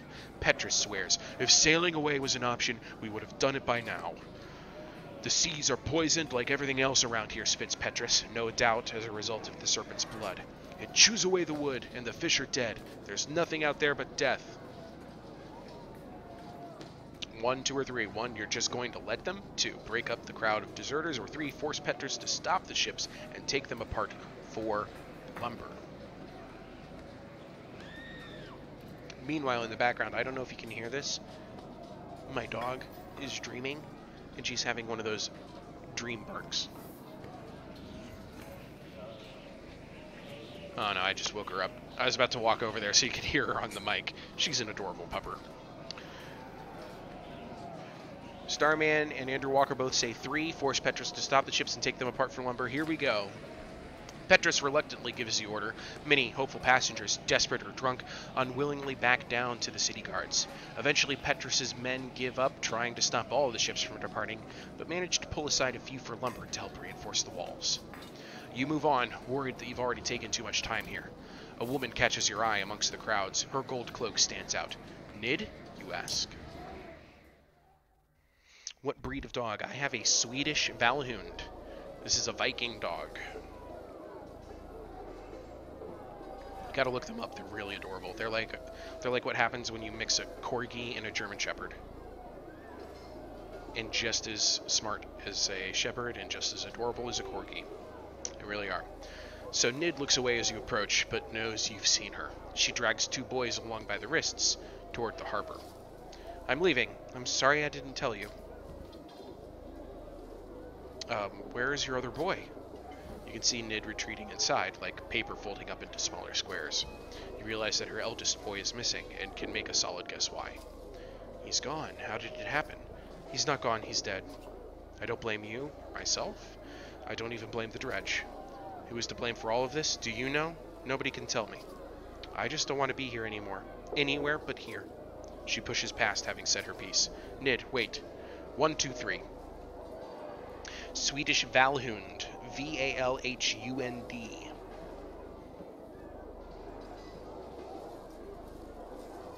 She's a smart dog. But here is an important decision, one that may cost us Nid. And Andrew Walker says, oh my gosh, I just googled it. It is freaking adorable. I told you. But we have a choice here. And this is might be our last thing we ever say to Nid. Regina also says they're adorable. Sturman says number 1, don't go, let me protect you. We'll see how that one flies. 2 is good luck, Nid, letting her peace out. Or 3, stay, Nid, I've known cowards. You're not one of them. I know the results of 2 of these. I've done 2 of them already. I haven't done the other option. So I'm curious to see what happens if that one is selected.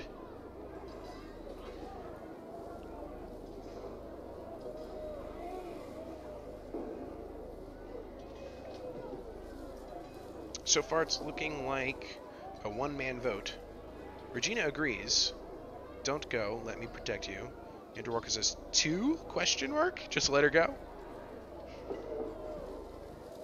It's a bold choice. Are you sure you just want to let her go? Alright, well, it looks like the majority is leaning towards 1. Regina says she'll probably die if she leaves, and that is true. The boats ain't gonna work. The holes of the ships themselves just melt. She and her 2 kids will just die. Really, arboring is the safest place to be in the world. So here we go. We're going with 1. Don't go. Let me protect you. You mean well, but when will you understand? You can't protect everyone. When's the last time we even talked? You struggle to remember, and Nid has already pulled away. She turns to give one last look. Farewell. Dang. And Regina says, yeah, no way they'll siege the city without cutting off escapes. It's true. And Andrew says, and this is a very good point, he says, if she really wants to go, can we stop her? And Starman says, honestly, she'll probably die anyway. And Regina says, no, we should have guilt-tripped her. And Regina is right. If you just say, I've known cowards and you're not one of them, she realizes that she's fighting to protect her kids, and she stays to fight for her 2 remaining children. I kind of know, like, I hated the number 1 option, the one we took, because it's not about protecting her, to me. And this is more to do with, like, my own personal philosophy. It is not a man's responsibility to protect women. That's old, dated, sexist thinking. That is something I would never choose to say, personally. That's just me, though. There are other people who are different, and in a Viking drama, it's probably much more appropriate, if you think about it. But for me, nah, that's not what I was going to say. I chose to support her decision. My first time playing through, I said, good luck, Nid, because she's free to make her own choices. She went from a mother of 3 children, just a simple clansman, to being one of the most badass archers in the group. Trained personally by Oddleaf, and it worked out really well for her until she said, you know what, I'm done, no more. And by the same extension, when Hogan chose to leave, I let him go too. He said, you know what, I can keep fighting because I like it, but I know if I do, I'm going to hurt my family. So I said, okay, you made your decision then. Why don't you go and be with your family? Similar decision. But do I choose differently just because she's a woman? I couldn't do it. I wasn't gonna. So there's some interesting moral debate that this game gives you. It's interesting when you think about it juxtaposed with the decision to let Hogan leave. Well, do you also let Nid leave? And Regina says, see, this information would have been good earlier. Well, okay. You missed a couple of the episodes for sure, right? Yeah, I understand. I understand. Maybe I should have said something, but I didn't want to color your opinions at all. Personally, I didn't want to be the one to be like, oh, if you say this, this might happen. I wanted to give you all the decision. Anyway, so we're moving on. Families, elderly, and children are still pressed up against the walls in staggering numbers. With no room to spread out, they're caught in the midst of marauding dredge. We can't just leave them to fend for themselves, Oddleaf says. You wonder what choice you have, and here's another choice. 1, 2, 3. Regina says it's better than going in blind. I know I'm a jerk, aren't I? I'm a jerk, aren't I? Alright, so let me give you some context then for this option, okay? So the choices are 1, 2, 3. 1, leave your own fighters to protect as many people as possible. 2, strike hard at the dredge, slaying as many as you can. Or 3, call to those nearby to get behind your shields. Let's see here. I don't believe any of these options leads to a battle. Not that we need one right now. This is more about just like, what can we protect? I know I've done 2, striking hard at the dredge. Leaving fighters could, I'm only saying could potentially hurt us later down the line, in the sense that we may need those fighters later. Or we can just call to the peasants that are close by to get behind our shield wall, protect them with the Danish shield wall. Rah! Crash, crash, crash, crash. Those are our options. Uno, dos, tres. Andrew Walker says 3. Protect the villagers behind the shield wall, the clansmen, the peasants, whatever you want to call them. Starman says charge. Charge. Get in there, mix it in. A good defense is always better than a good offense, says Regina, number 3. So that leads us at a 2-to-1 vote. If we got one more opinion out there, I don't think we're going to break the 3 with only 4 audience members. Yeah, okay, so we're going to go for it. Call to those nearby to get behind your shields.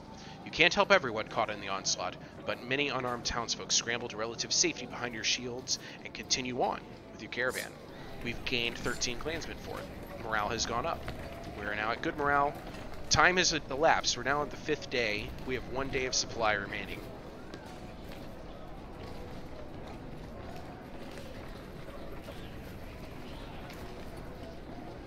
Starman says, a good offense means you need no defense. Sure. So splitting your time between helping people and fighting dredge is taking its toll. But something else feels wrong. A different kind of wrong. Petra slows you with a hand on your shoulder. Remember those powerful men in Arborang we talked about? I think they've decided to make their move. This is the one everyone's so afraid of, sneers a man with a face tattoo. You remember seeing him amongst Rugga's loyalists.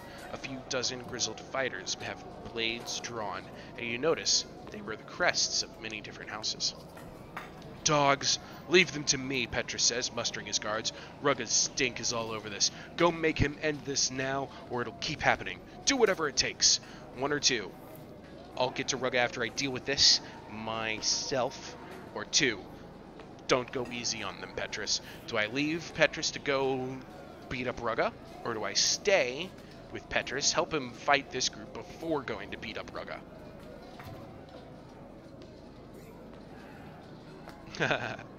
So Starman says, a good offense means you need no defense, and Regina counterpoints, or death. We're totally outnumbered here. Starman says, number 1, Rook got this. This will get us a fight for sure. And it's against humans. We're going to be fighting more people inside the walls. Petrus is going to take care of it anyway as captain of the guard. We can help him, or we can go straight to Rugga. Regina also says help him. I think that's a wise decision. Here we go. We're moving in. Number 1. Rugga's not the only one who can deliver messages. Oh, Petrus nods. You're not wrong about that, but let's make it quick. I can make it quick. Let's go. So against humans... Interesting, they're not forcing me to play Petrus. So... I'm not gonna. Let's see here. Let's go ahead and start promoting Canary. I want to get to her title. Alright. So we're going to get her the free rank of title, but let's see. Let's get her to buff those right there. And then we're going to start working on her dodge. Confirm her item. I want to share, first of all, is poison, -1 strength damage on target turn. So if she hits somebody, they're going to lose 1 point of damage on their turn. She also has poison tipped at rank 3. Inflicts 3 strength damage per round for 3 rounds. So that's coupled with the item. That's 4 points of strength damage after her turn. Now, if we give her Blood Letter at full rank, that's going to be 3 points of strength damage for 2 rounds. So immediately after her doing a poison tipped attack, blam, with her 16 strength, because she's a hoss, she can deal 7 poison damage on her turn. We're taking it. We are taking it, no debate. Canary Bloodletter. We're ready for battle.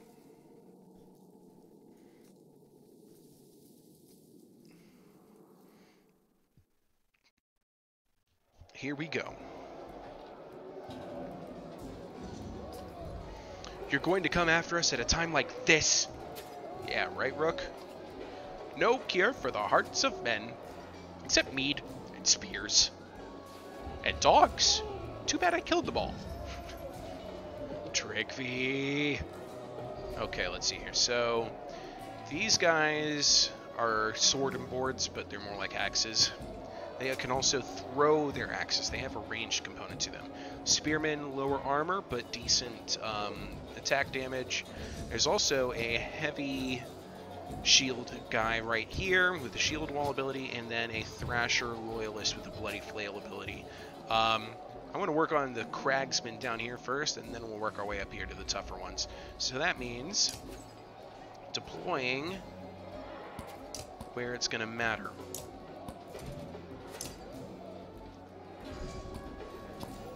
Out here, the Horseborn can get more maneuvering on the flanks. Trigvi is going to be right here. There we go. And we're ready. So, sure enough, I was right about who goes first, and it's that Spearman in particular. He can deal a lot of damage with a break. So, and then who's next? That one. Then it's that thrower. Then it's that shielder. Then it's that Spearman. I don't see that we're going to have a good option for Oddleaf's trap yet. So I'm going to go ahead and hold still, do the stone wall, full power, ignore all of the damage coming from this Spearman. Unless he stabs Oddleaf. Stupid.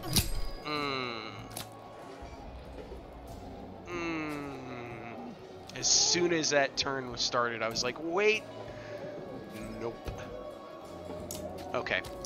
Slag and burn. Make it pay for that, please.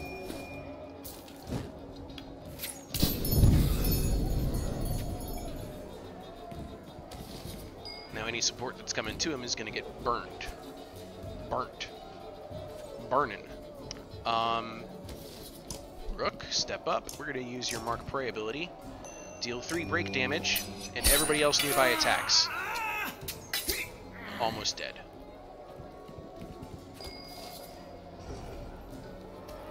Let's see here. No, that's a Spearman. Don't go too close. Yep. Go ahead, use your willpower. See what I care.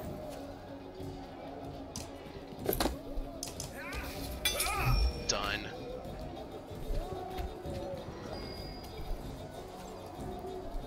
Canary's turn.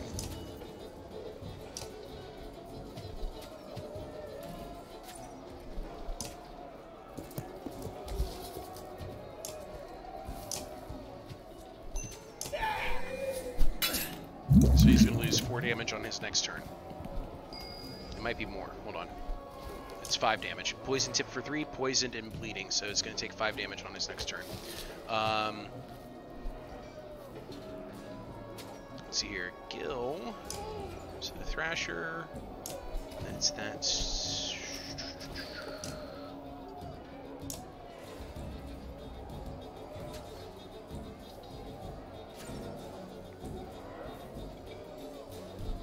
Trying to decide where I want to place Gil for maximum FU eneminess.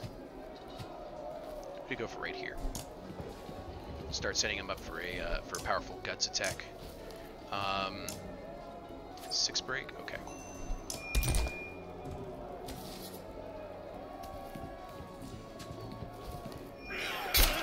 Resisted. All right. So this guy, he's probably going to go for Gil right there at that square. So what I'm going to do is I'm going to have Oddleaf set up right here. Launch a rain of arrows in this spot.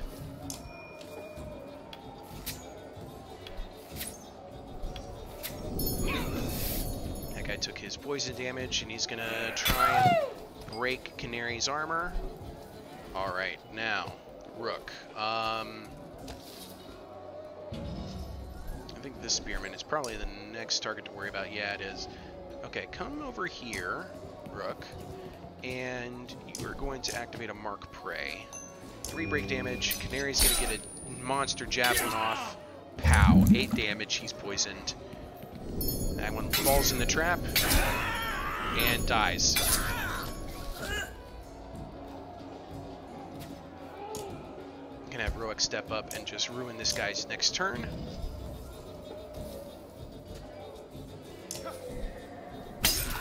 He's going to be stunned. And then hit and run over to... Oh. I can't move. Uh-oh. Okay, I got it back. There it is. That was close. Oh, wow, she has no armor left. Yikes, okay. That puts her pretty susceptible to counterattacks, especially from this ranged attacker. He could probably get some damage done. Gonna try and put Trigvi in the way of such assaults. Just kind of be like, hey, look at me, I'm shiny. Throw your axes at me instead. Or go after Gil. Perfect. Go into melee range with the Guts Expert. That's totally enough to make me happy. Canary. Fall back. Kill this Cragsman. Don't move. Thank you. Just going to resist all of this damage you're trying to bloody flail me with. Resist, resist, resist, resist. And you know what time it is. It's time for rank 3 Guts. Da-da, yada-da-da-da, yada-da-da-da, Guts. That guy loses his turn. He has 1 point of health left. He'll die on his next turn. That guy's the next major target.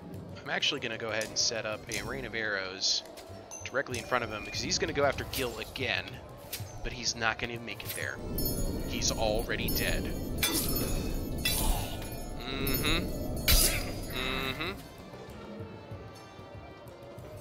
Rook can just walk right on past that target. This guy is also already dead.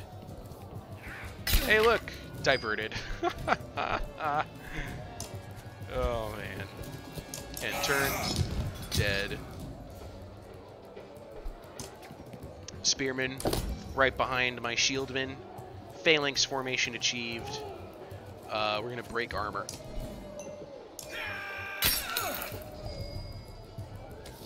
Canary. Canary's going to get the killing blow. She's going to show up right behind the Phalanx formation here, and done deal.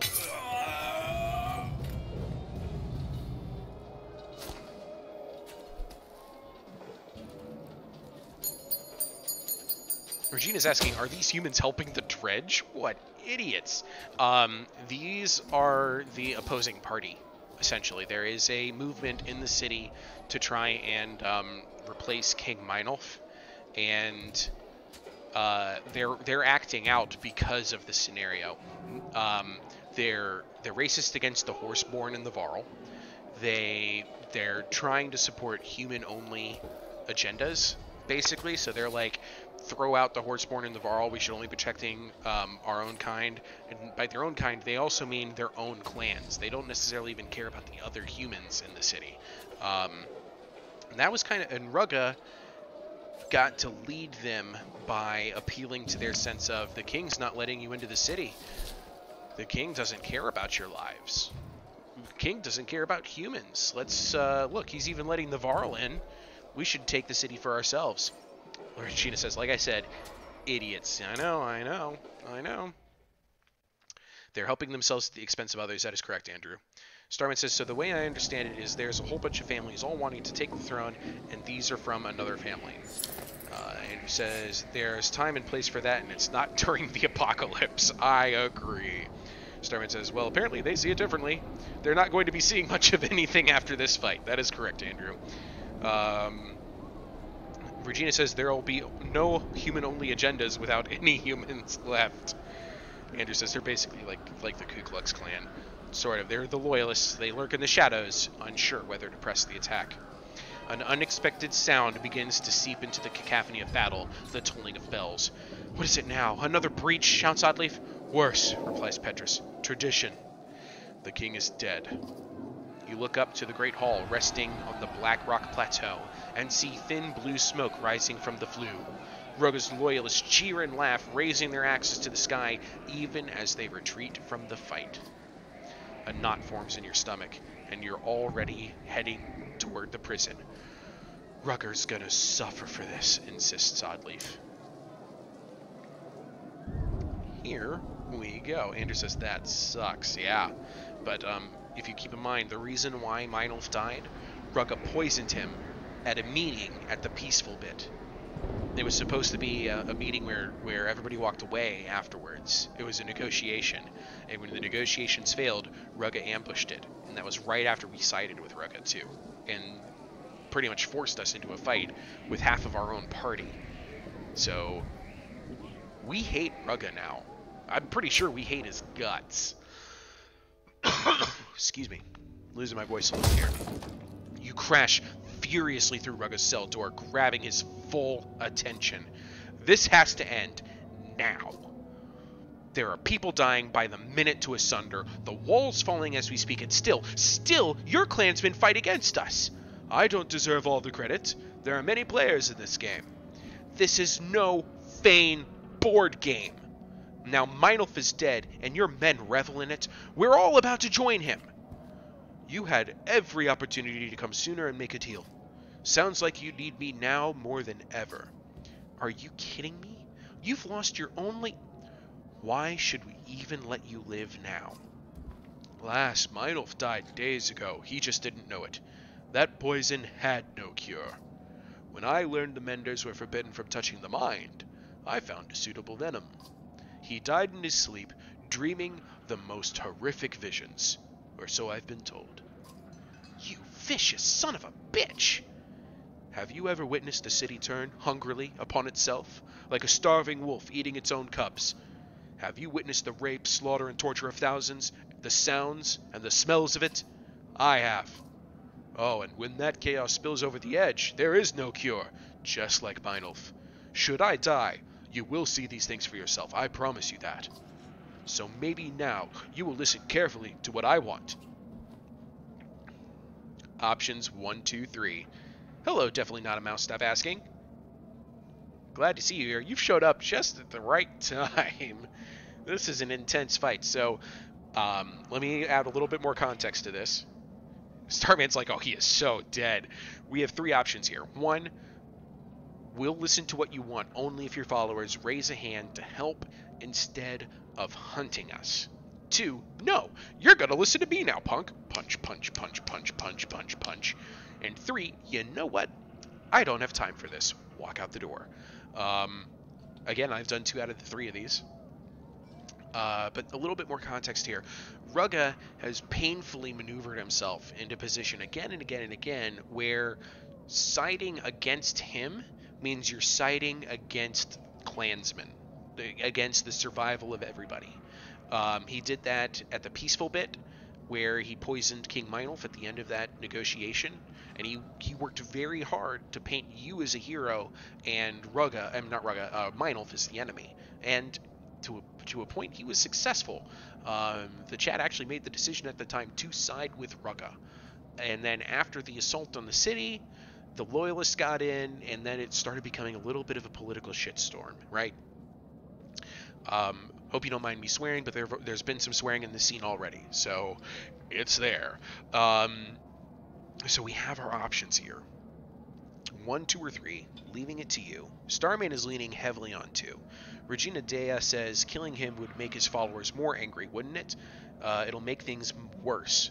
And Andrew Walker says he's just going to backstab us when it's convenient. So, Regina, Andrew, do we have an opinion on 2 or 3? 1, 2, 3, I should say. Starman is definitely saying pummel Rugga. That's Starman's opinion, so I'm going to leave that option highlighted for now. Regina says I'm inclined to go for 1, and this like I said, this is what Rugga's good at doing. He's good at always being on the right side, even though we hate his guts. And this could be the right answer. It could be. I actually do not know. This is the one I haven't done yet. Andrew asks, can we kill him after this? And that gets into spoiler territory, and I refuse to answer that. I can only talk about the context of what leads up to this decision. I'm not going to talk about what happens as a result of the choices. Yeah. So, I'm not going to tell you. But this could be the moment to kill him. It could be. We have the opportunity. We have the power in this scenario. We do have to remember we have the power. Rugga is very good about making us forget that we have the power, but we always have the power to just ignore him or to beat the snot out of him. Starman says we are just going to beat him, not kill him necessarily. That's also true, Starman. Andrew Walker is agreeing with the pummel Rugga option. Regina says, well, yes, so maybe we should join with him now. I don't think we should be a hothead. And then Starman's like, well, now Starman's starting to lean towards number 3. This is a tough choice, I know. Let me tell you this. Remember that button we asked for in the middle of Banner Saga 2? We said, man, I wish there was a kill Rugga button. There is a kill Rugga button here. It's behind option number 2. But we're not there yet, obviously. We can beat him and then leave, or we can beat him and kill him. There is a branch there, but it may eliminate options 1 and 3. Yeah, see what I mean? So there we go. That's the way it's gonna be. Man, the debate right now is harsh. I love this. Andrew Walker says he's just going to cause more trouble in the long run. He could. He's very good at causing trouble.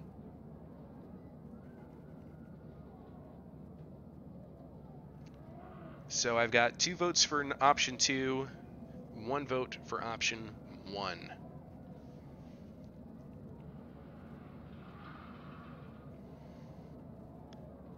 Do we have any other opinions right now? Regina says, the debate is whether we can survive both the dredge and a civil war. Man, she brings up so many great points. Oh, I love it. But I don't think she's convincing anybody else in the chat. We have 5 people watching right now, other than myself. So we've got 3 votes on the table. There's 2 more out there. Maybe it's Holy Pilgrim. Maybe it's definitely not a mouse. Stop asking. If they have an idea of what they want to say, they can put this debate to rest, or they can tie it up. And if it's a tie, I'm going to do the tiebreaker. All right, I'm going to give you 10 seconds. 8, 7, 6, 5, 4, 3, 2, 1. Alright, it's going for number 2. No, you're going to listen to me now. Pummel him. You don't pull your punch. Rugga's head swings back as if on a hinge. He is no longer smiling.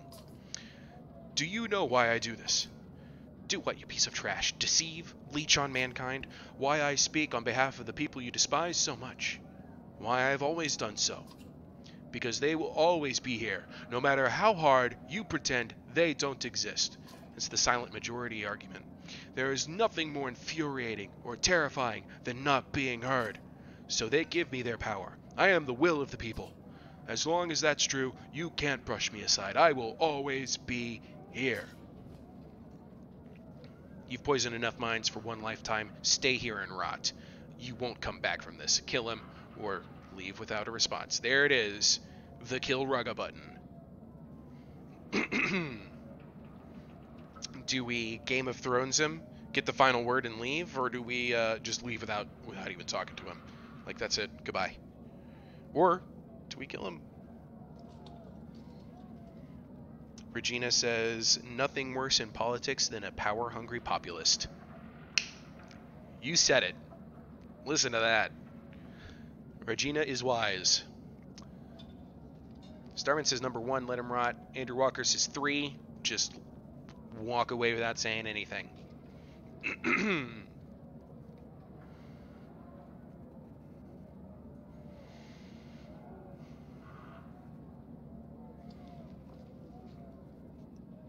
But I'm definitely getting the idea that we're not going to kill him. So, Regina says, hang on, have we been completely loyal to the king so far? No. We sided with Rugga against King Meinolf.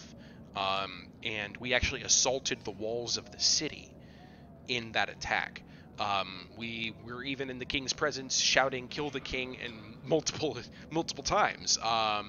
But the king was still wise enough to realize after our attempted siege on Arborang to let all of the humans in and to bring us to his side directly to talk to us. And he actually gave Rook his authority and gave him the captain of the guard, Petrus, to order as if he was his own orders.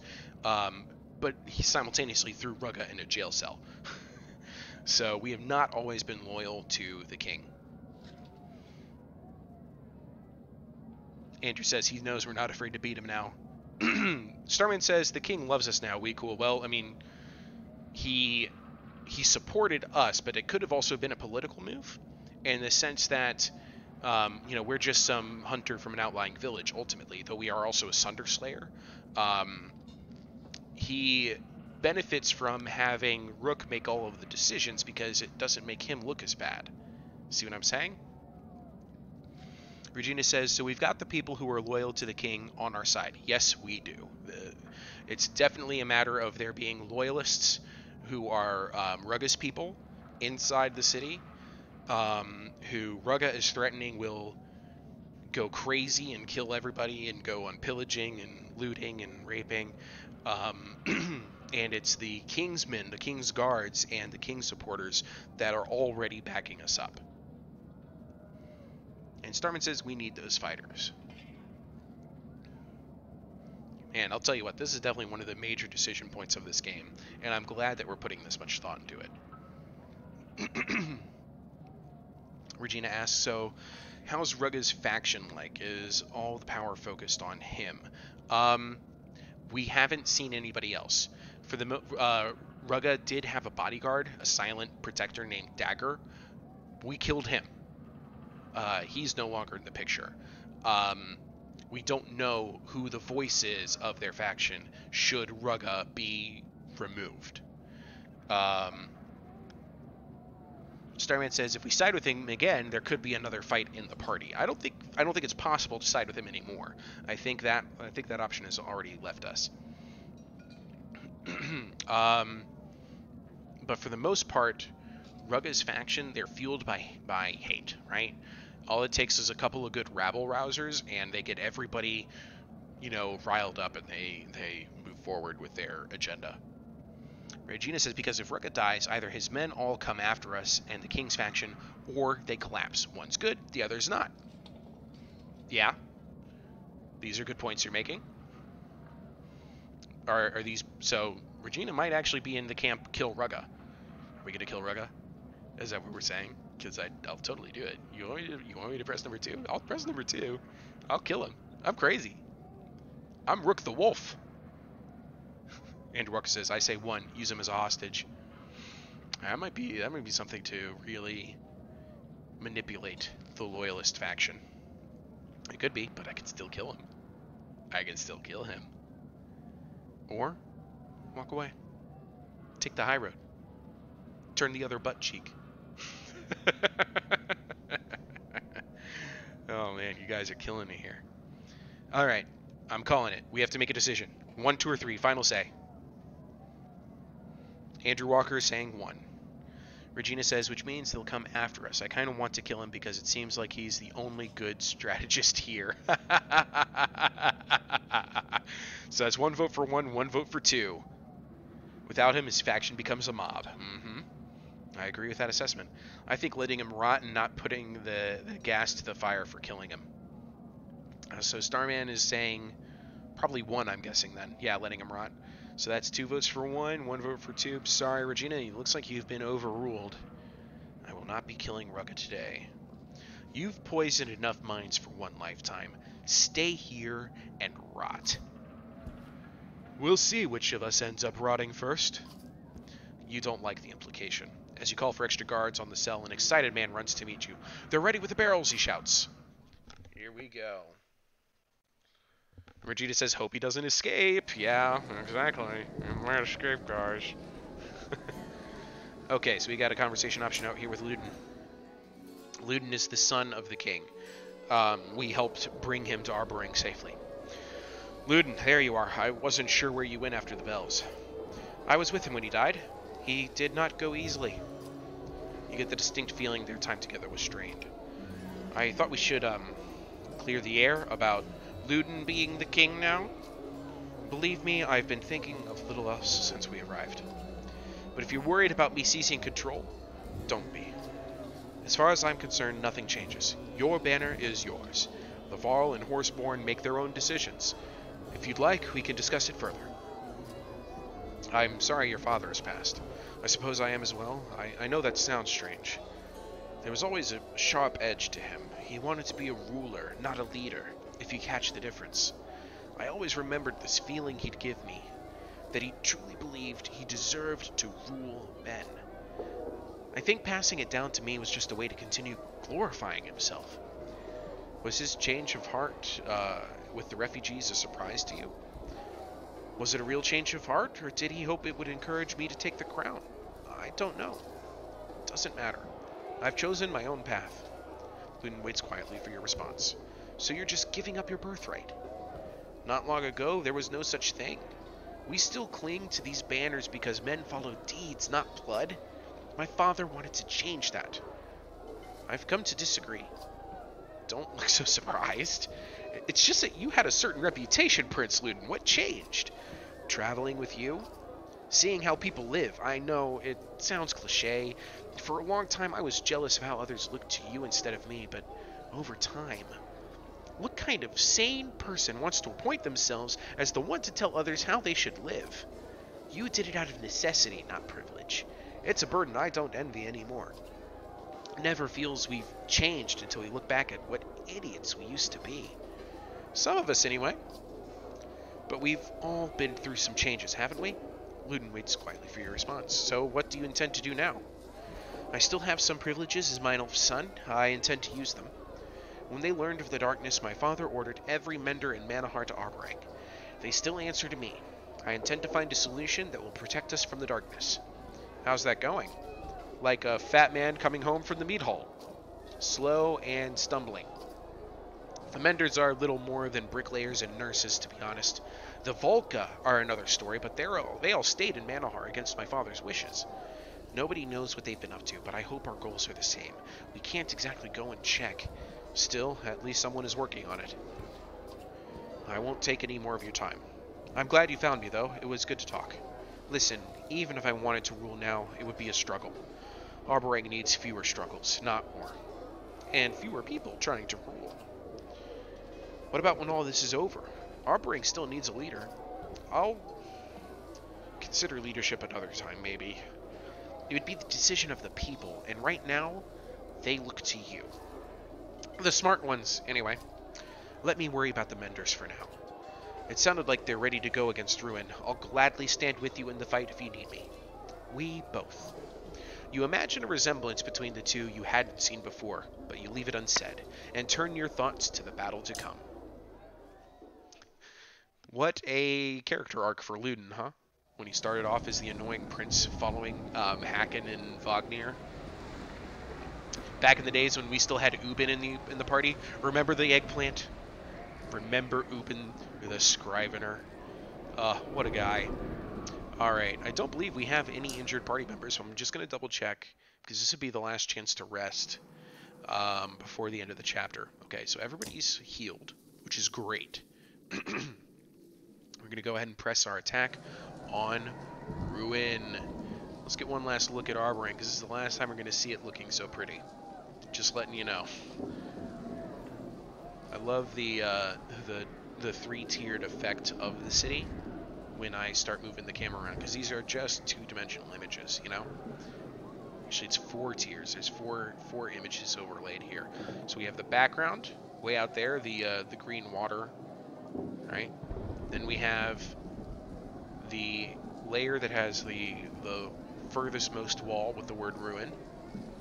Then we have the inner wall there is another layer. And then we have the King's Hall is the final layer. It's really cool. Anyway, let's go deal with Ruin. Nets have been wrapped around the barrels of oil, and Horseborn wait at the ready, prepared to deliver them at a moment's notice. Scathach trots nervously atop the walls.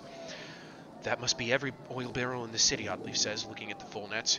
Couldn't have gotten half this many without the Varl. Irsa is preparing several archers with flaming arrows. She looks the happiest you've ever seen her. Let's hope this works, she says. The anchor comes again, a dark streak. The Horseborn are already gone, pulling along the netting. Where the obsidian hook punches through the wall, they heave the barrels over top. The net catches and is pulled back toward Ruin. Now, shouts Ursa. Licks of fire flit through the air like fireflies buzzing into the night, gently floating down, down. An explosion rips into the battlefield, rattling the earth and engulfing the sunder, blowing dirt and dust into the sky. Cheers erupt spontaneously all the way down the walls. Even the dredge have stopped their assault to watch. Is it done, you wonder? As the dust finally thins, you see Ruin rising, staggering, cheering dies in throats. She's wounded, Oddleaf cries. We have to finish it now. Come, you hear shouted from the ground below. Canary flings her hair back and smiles. Her Horseborn look ready to run. We go quickly. Oddleaf stifles an ecstatic gasp when she realizes what Canary intends. You scramble onto Horseborn backs, soon finding yourself racing through hordes of dredge you would have crashed against on foot.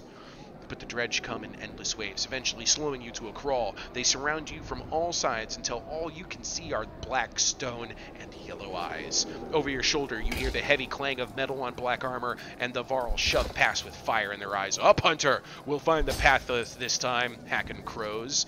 Then, over the din of battle, a drumming rhythm draws your attention. To your right, a cloud of dust is rising, approaching swiftly until it collides with the army of dredge, tossing bodies into the air. Who could that be? Definitely not a mouse. Stop asking. Says, suppose I've missed something. Yeah, it's the throwdown against the Sunder Ruin, sister to Ray's, the Sunder that Ivor originally killed. Okay, here we go. This party has worked out really well for me. So, ooh, I've got the Varl back.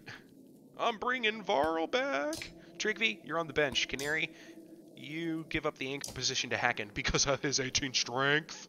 Oh, so nice. 31 renown. I'm not going to be able to get him up to title range, but he does have unspent points available. I'm going to give him 4 points in dodge, and that's going to be it for him. Everybody else is already at their rank 11, so they have their titles. You know what? I'm going to put the points in Hacken. Here we go. So that gets 12 remaining. I need 21, I think. Yep. Okay, so I'm not going to be able to get him any more, but we can also help prepare him against... No, not exploit. We want divert. Yep. Avoid some armor attack. What's the item that he's got? He's got 2 armor per turn. We're going to change that up. He doesn't need range distance. The 2 break talents and the 30% crit chance are all right, though. 1 will per kill, 2 will per rest. Let me look at the guys who aren't fighting right now. 1 to all talents, 2 will, 1 will on rest, and that's kind of meh. Dordryu's item, God Scale, 3 armor. That could get him to 15 armor, which actually is decent on its own. That's 2 will and 2 strength. I can get him to 20. I'm taking it. That'll get him to 6 will and 20 strength. Here we go. What a beast. I'm cracking my knuckles here. Guys, you're gonna love this. Especially you, Starman. Alright. I'm gonna go grab a drink of water. I'm losing my voice here. And then I'm gonna come back and do the deployment. This is a battle to remember. This is probably one of my favorite moments of the game. Hands down. Take a moment to enjoy the music, the wonderful Austin Wintory soundtrack by the London Studio Orchestra.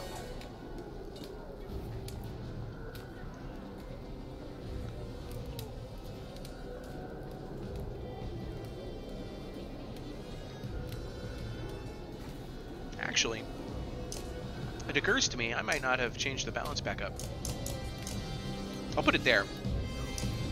You should be able, I think you should still be able to hear me, but I want you to hear this orchestra. It's some great music here. Alright. So, what are we facing? This is Ruin. She's a 17-13 right now. There's a potential for her being a 25-23. She's supported by a Slag Slinger expert, a Incendiary Slinger, 2 Scourge Annihilators with 22 strength and 15 armor, as well as a Vile Skulker Queen. Down here, we've got 2 injured Dredge Grunts at 4 armor, 10 strength. They're the easy targets to go for right now. So we're going to go ahead and set ourselves up to take care of these 2. Well, no, wait. We need to take advantage of this weak Ruin now before we get into a worse position. So I'm going to go ahead, set these guys up down here. I'm going to set Gil up on this straight line path towards Ruin. Backed up by Oddleaf as usual. Rook can stand nearby. And then Hacken doesn't have many options. He's a big guy, so he has to start looking at paths through here. He may need to break down this debris, fight his way through these dredge. I'm not going to make him do it alone. I do have Skafak and Canary here to support him on this run, because something's got to be done about these 2 Dredge Annihilators up here. But wait, there's always more. What in the depths was that? Talking about the rhythmic assault on the Dredge flank. More Horseborn. And wait, what is this? Bam! Bam! I haven't swung a hammer in a century, but that doesn't mean I have forgotten how. It's Ubin!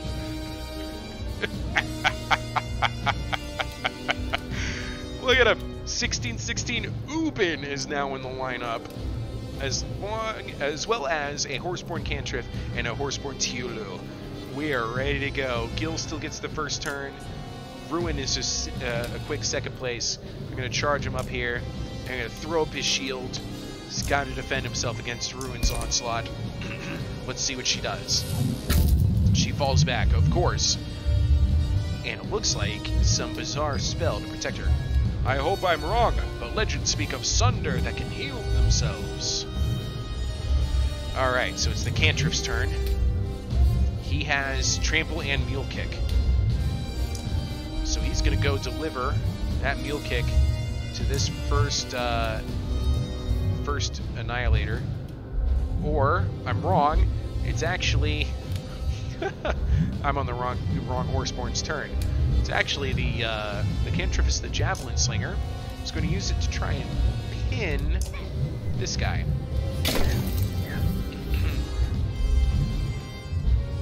she's going to take a hefty pile of damage. She's healing. Break that barrier. I'm going to move this cantrip up here. We're going to do a mule kick. He doesn't have enough willpower to actually do it. Oh, that's stupid. Break his armor then. I was hoping to mule kick him through the other Annihilator, but that little damage will have to suffice. Okay, that cantrip is down. Ubin's turn. Alright. Ubin can really only afford to move up one space. End turn.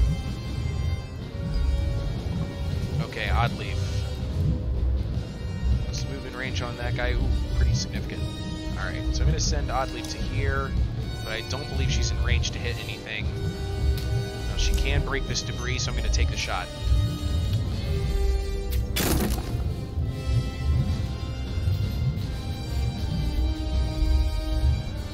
Did I mention how much I love this music? If we don't break that barrier, she'll be as strong as ever. You know, I can get Rook up there. Here we go. Rook's going to be the one to do the damage. Or most of it, anyway.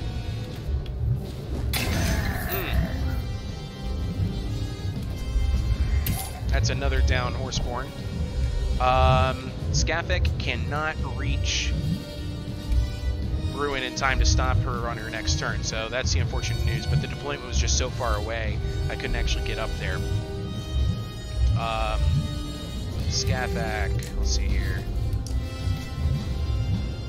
Dun, dun, dun, dun, dun, dun.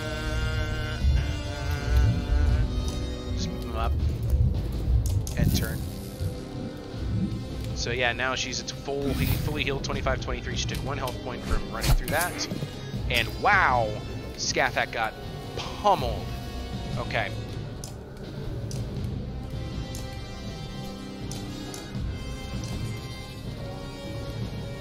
Alright, I'm going to move her up with the intent of harming this one. Oh look, she got a strength bonus as a passive effect from Ubin.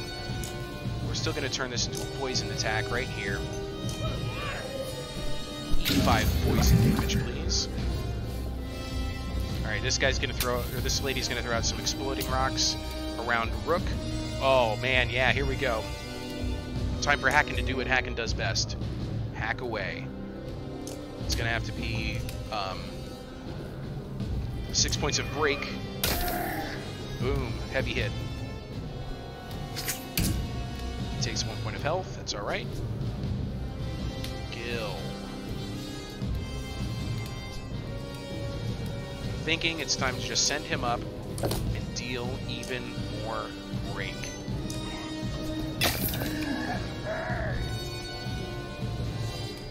Okay, so now it's Ubin's turn.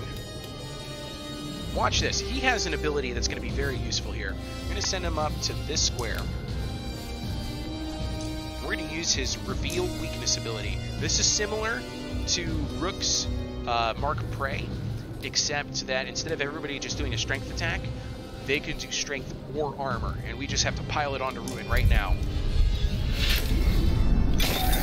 Bam, bam, crit, crit, 19 health remaining.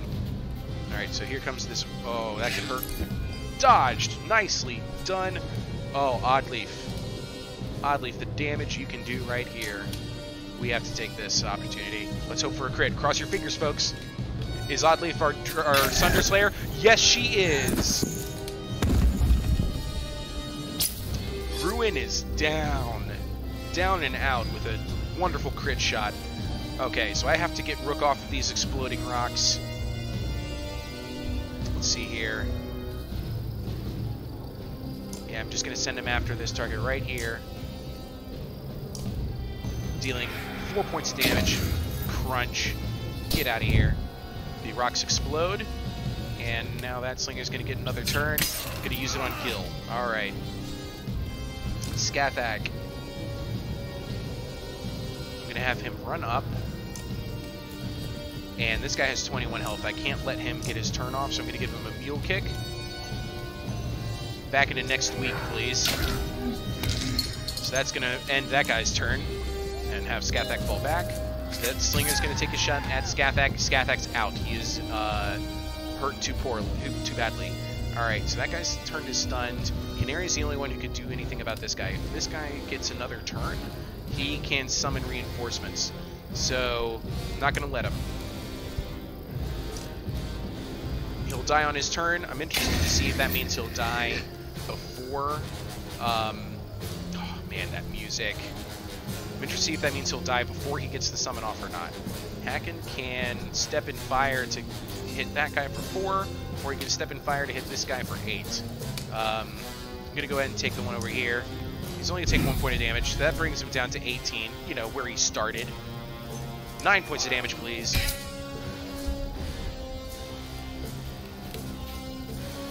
Where are you going?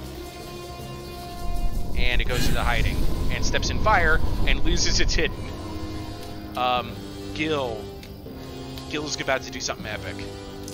He's going to stand in fire to deliver a guts attack. He's so tank. He got a kill out of that. That dredge is down. Ubin, I'm moving you up. 7 damage, please. Crunch.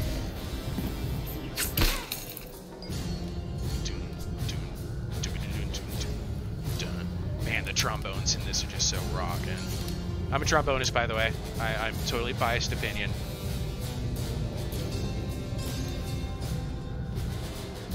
Let's see here.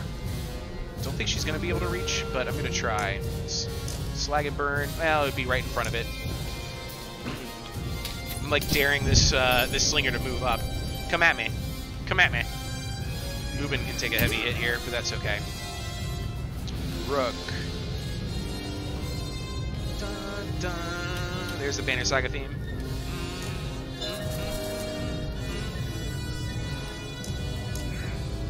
Bam! Let's get Canary up here. I bet you I can make that guy run into the fire. I bet you I can. Normal attack. It's not even going to need to be a poison attack. Yep, that slinger's going to die on its turn. Ooh, Rook took a heavy hit. Hacken, just take a nap. You're done, man. Yep, Gil's turn. You want to get out of the fire, Gil? Alright. Ooh, excuse me. I'm so excited about this. You have no idea how much I've wanted to do this fight all day. Actually, you know what? We're gonna do the ability. Reveal weakness. Let's get all of these power attacks in. Bam! And the stabbing. Okay. Oddleaf. Step up. Deliver another blow. Can she take down her second dredge of the... Another crit!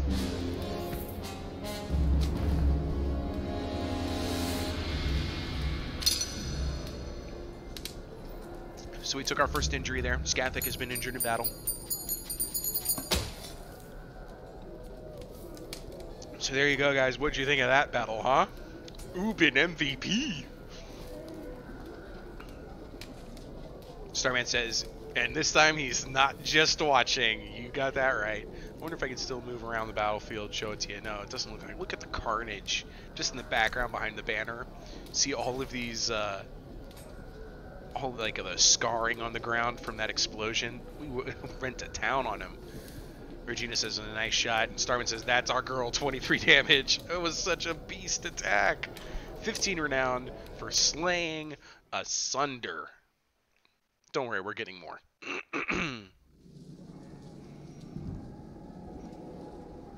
Let it be said that you slayed... Oh, let the tales tell that you, a humble hunter from a small forest town, stood against not one, but 2 sunder. Now ruin lies dead at your feet. Dredge, keep their distance as you limp back to the city. The people of Arborang watch silently from behind the walls, afraid to believe what they see. Suddenly, cheers ring out around you, rising into a chorus of adulation. even if a few dour clansmen stare with hard eyes, most likely Rugga's loyalists. They're chanting your name, Oddleaf grins. You reply, only because they don't know yours yet. 34 more renown. Hours pass since the siege. You find Oddleaf on the ramparts, looking out into the distance. The darkness sure seems a lot closer than before Ruin appeared. Listen, I've been meaning to ask you something. Looking back on the last few days, have I been acting too recklessly? 1, 2, 3. 1, I wish you would tell me before you take risks. 2, no, I wouldn't have you any other way. Or 3, you do seem to be taking charge lately. What's changed?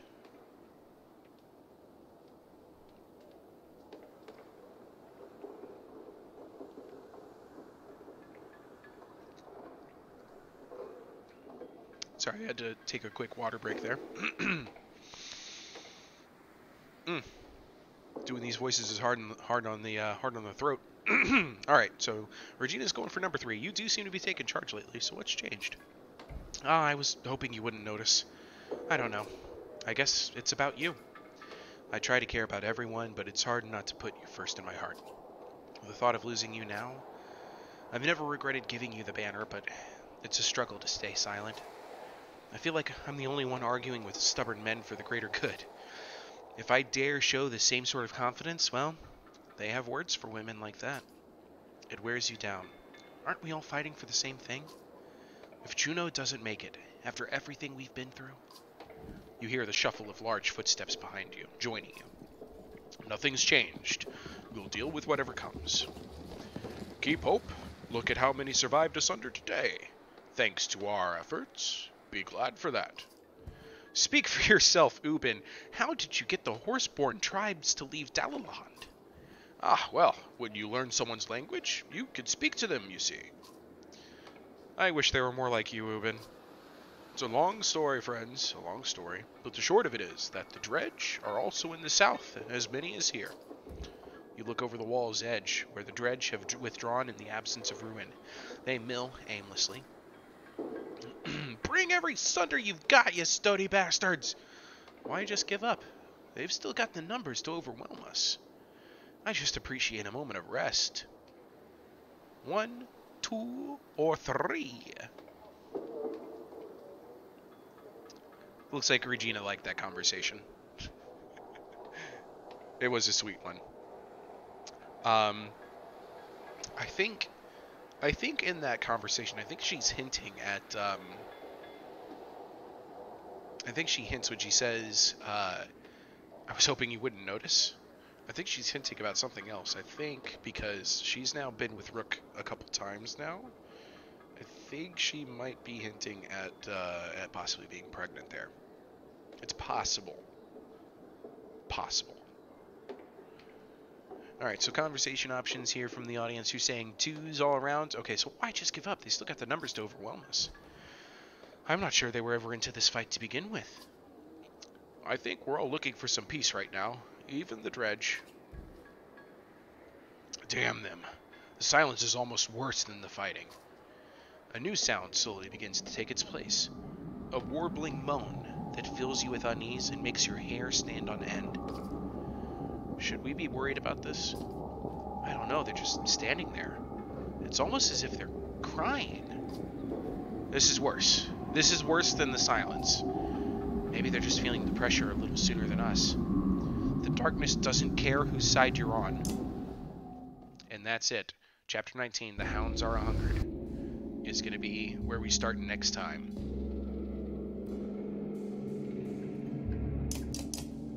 Okay, so I'm going to go ahead, get us back to the main screen. I don't want to spoil what's going to happen in Chapter 19. And we'll be back here. We'll be back here again soon for the next live stream. Folks, you've been a part of one of the coolest moments in the Banner Saga series. I'd like to thank you for being here. Regina has a quick question, which is, what's the darkness? If you've just been, joining in the last few streams, here, let me, real quick, bring that back down. All right. The darkness is this, it's this deep, dark purple void that's been growing out of the earth. and expanding and expanding and expanding, and it's swallowing up everything it touches. It first affected the dredge, which is what's forced the dredge to flee their homes and start assaulting the Varl and the humans. It affected the Varl next because the dredge pretty much wiped the Varl out. And then the dredge kept pushing and kept pushing. But it took a while for all of the races, humans and Varl, to recognize that the dredge were not attacking, they were fleeing. And they happened to be in the path. It's a very similar metaphor to like the Gothics, when the Visigoths and the Ostrogoths started coming across into Roman territories. It wasn't because they were barbarians invading Rome. They were running from the Mongolians, right? It's kind of similar to that sense. So it's like, oh, now we see the greater threat, which is the darkness. And that is what it is. Holy Pilgrim, you've been here the whole time? You've been silent. He just says, take care, guys. Yeah, Andrew Walker, he agrees. He says this symbolizes the Huns. So, I don't think it's supposed to be a direct reference to the Huns invasion, the Hunnic invasions. I think it's its own story. And I mean, even in this screen right here, this purple with all of like the flecks of ash floating up, this is what it's like inside the darkness. And this is the other party from the other half of the campaign, and they have penetrated into the darkness, and they're trying to go to the center of it to stop it. And these two over here on the right, that are in the middle of the hug thing, they are the ones who really know what's going on, and they will let us know next time. And I will see you there live. Have a great evening, folks.